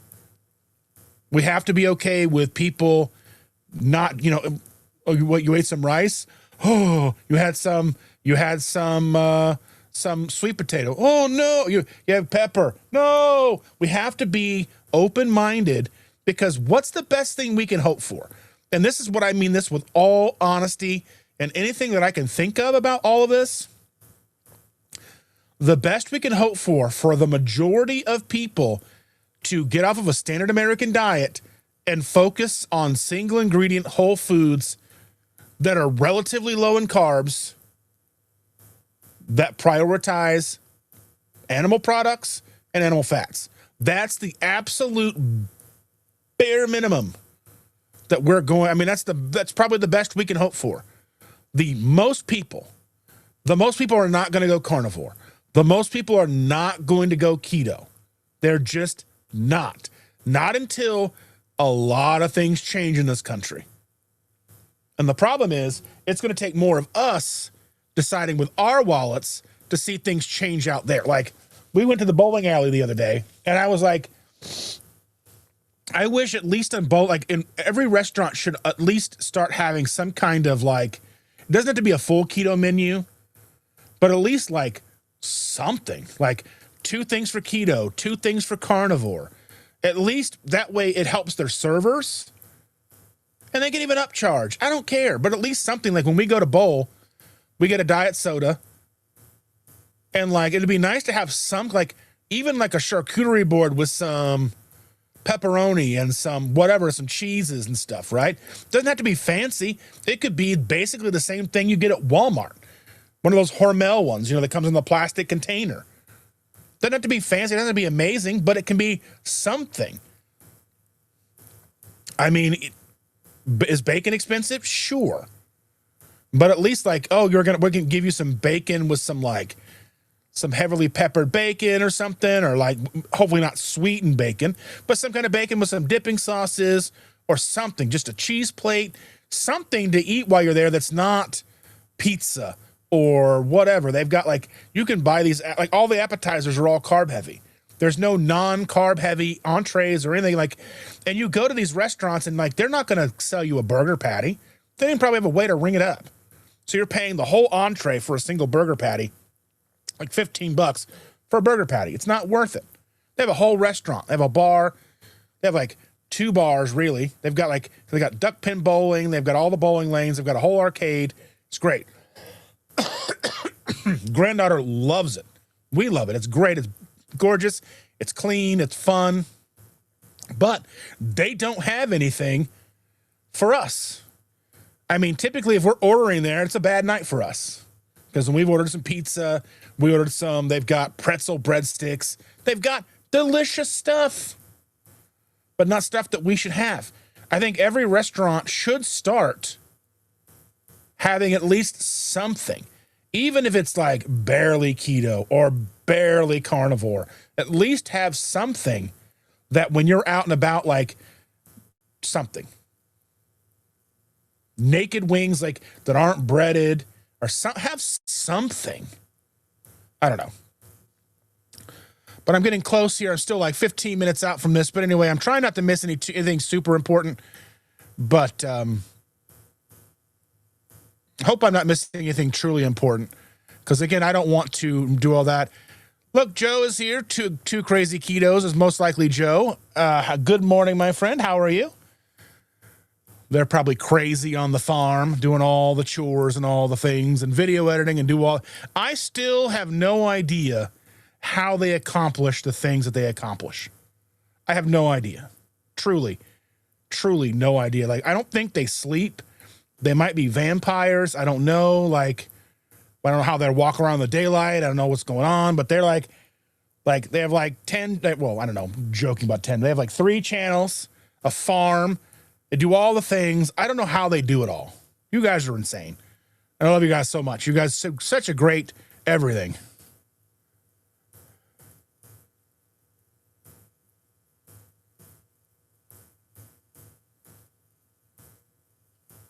And True Crazy Cetos, yes. The mission itself can't afford dogmatic exclusion. There's a whole world out there to love and encourage. Yes, 100%. I mean, we have to be understanding that there's a whole world out there who needs our help. And the idea that you're just going to be like, go carnivore, shut up, it's not going to work.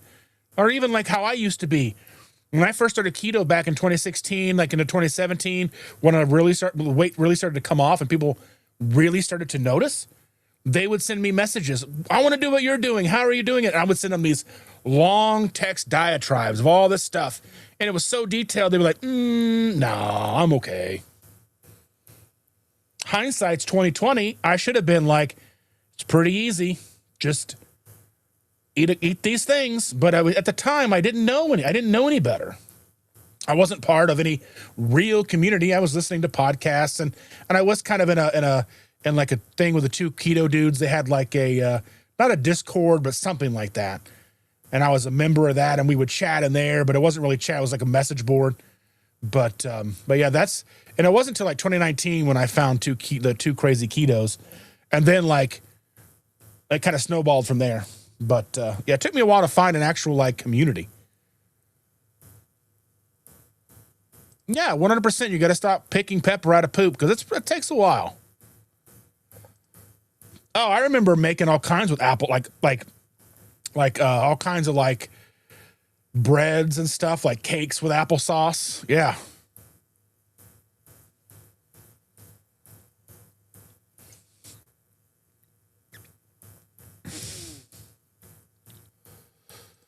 Yeah, and True Crazy Ketos Joe, I'm sure it's Joe. Says, heck yes, Aaron. It blesses our hearts so much to see another person like Dustin sharing the same love. Make sure we all smash the like button. Yes, I love it. Yeah, and now Dr. Eric Westman says, 20 grams of carbs and adjust as needed. Yeah. 20, I mean, that's like 20 grams has kind of been like the gold standard. Now, what's changed for me over the years is whether that's 20 total carbs or 20 net carbs. Because for the longest time in the beginning, it was 20 net carbs, which I think if someone's very, very early stages of beginning, like, and you're looking at like, well, what can I eat? And you look at broccoli and you're like, oh, I can't even eat it. I can't even eat a serving of broccoli. That's like 12 grams of carbs right there. And then you like do the net carb game. Like, okay. Or like the cauliflower, things like that kind of stuff. Like I think in the early stages, I would have like panicked my brain off if it wasn't for net carbs. Because I remember, I think it was Joe and Rachel when they first started talking about total carbs. And I'm like, they're crazy. That's insane. I don't think I'll ever go to total carbs. No, you can't eat anything then. But I mean, I came around. It takes time. It takes time. And that's the thing is we have to be understanding of the way people's brain works. We have to remember that for the last 200 years, we've been slowly inundated with all of this processed food, restaurants, and all these things. Everything that were the guidelines, everything, medications, everything, especially hardcore over the last 50, 30, 20 years. It's in pop culture. Like one of the things that I talk about is the idea like when you watch Christmas Vacation, and they bring the tree into the house, and the grandma who used to be Betty Boop is like, "Do you hear that?" And they're like, "You can't hear a dump truck driving through a nitroglycerin plant." She goes, "I don't know, I hear it." And then it's a squirrel jumps out of the tree. And then they're like, "Where's Eddie? He normally eats these things." And then Eddie's wife goes, "Well, not anymore since he found out they're high in cholesterol." Even the little pop culture references like that, to me, stick out because I remember like, oh yeah, you can't, cholesterol's bad. Cousin Eddie won't eat it. I don't know. I think it's so much deeper than people realize how deep pop culture runs. Like the idea of calories. There's too many calories or fat or meat. You can't eat that steak. Watching like the Resurrected Scrubs, the new Scrubs series that's out, which I don't think got picked up for a second season. Boo, I thought it was great. But there was a guy and they were like feeding him all this carbohydrate stuff and he had ranch dressing. And they were like, "No, you can't have the ranch dressing." And that's the only thing he wanted was the ranch dressing. And I'm like, if that's like full fat ranch, chances are that ranch dressing's better than what's on the tray. So it's just little things like that I notice. But yes, Dr. Eric Westman he's quite the character too. I had a fun interaction with him at Low Carb for Better Health in 2023. I think it was 2023. Pretty sure it was 2023. But we had a fun interaction. I got to meet him in the morning before the everything started. And then we had a fun interaction later on that night. And he was talking about he and Dr. Barry were wearing the same shoes. It was pretty fun. But yeah. Oh, that's so nice. We're going blueberry picking with the grands today. I love that. Our granddaughter loves blueberries, but she wants the gigantic Chernobyl ones that are like this big. She won't eat the little ones anymore. She wants the ginormous ones. I don't even know where they come from. But I love that. I love that so much. Yeah, and Brian says if you can't grow and learn new things, you will never open the doors in front of you and your path will stop. I can't think of anything as sad as not opening the doors. 100%. And I think about all of us, because all of us are here for a specific reason. We want accountability for ourselves. Obviously, we want to help each other because we want nothing more than to help our friends, our families, strangers. Every single one of us, probably every time we go to the grocery store, sees somebody packing their cart full of things that they would be better off not having in their carts. But again, we can't come out and say those things because it's not polite. You're not going to get a good reaction. They're not going to listen to you because you're a crazy person they don't know telling them what not to buy. It's like when I was in my 400 pounds, for years and years, I'm over 400 pounds. If somebody called me fat, I'd be offended. I know I'm fat, but it doesn't give them the right to say that I'm fat. Does that make sense? So it's like we just need to make sure we're inclusive.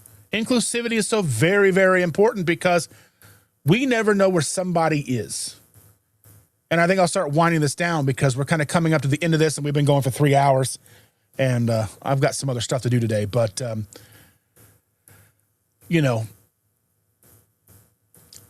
I just want to say, that we do so much, but we want to make sure that we are inclusive because that inclusivity is so very valuable. We don't know where somebody who's coming to us for the first time, where they're coming from, what their life experience is, what they've been through, what their goals are. But almost every single person who finds their way to this community is looking for help. They're looking to do something to save themselves. And I would think that it is a travesty if we do things to keep them from doing that. Whether it's not being open to hearing what they have to say or judging them based on what they're eating currently. Or I see it so often where somebody comes into a group and they're like, I found this thing and I'm so excited. Have you guys seen this before? And like, I'm so excited. This is so cool. What do you guys think? And everyone just shits on them, puts them down, calls them all these things, and they just never come back. And that person needed you. They needed your approval.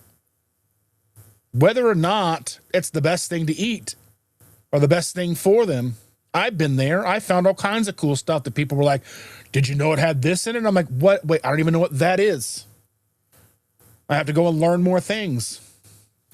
So I just think we need to be sure that we are not hurting more people than we're helping by being stubborn and set in our ways that we are doing the most we can for everybody. And,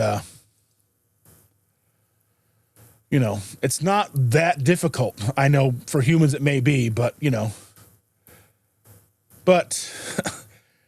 I do know that no matter how strong your plan is, at the start of the day, right? So like, we all have the things like kind of touching back to the beginning of this, like we start the day with perfect intent, right? We start the day and we're here to do no matter, what we need to do to get ourselves through the day to be successful. And we've got to go up against temptation, laziness, not feeling good sometimes, just things are out of our control, things that happen that we have zero control over. And we have to make those micro decisions day in and day out. Are we going to give in? Are we not going to give in? But that's what real life is. And everybody's dealing with that. So we have to keep that all in mind when we're thinking about how we are engaging with others throughout the day. What have they just gone through? Where are they? Are they just ready to give up and throw in the towel altogether? We don't want to be what causes them to do that. We want to be the reason for them to keep going and to find success. So with that, again, thank you all so much for being here. I appreciate all of you. Thank you so very much to all the new people that come in. And I love all of you. And I hope you all have a wonderful day. And thank you so much. And with that, we'll go ahead and play these credits that I still haven't updated.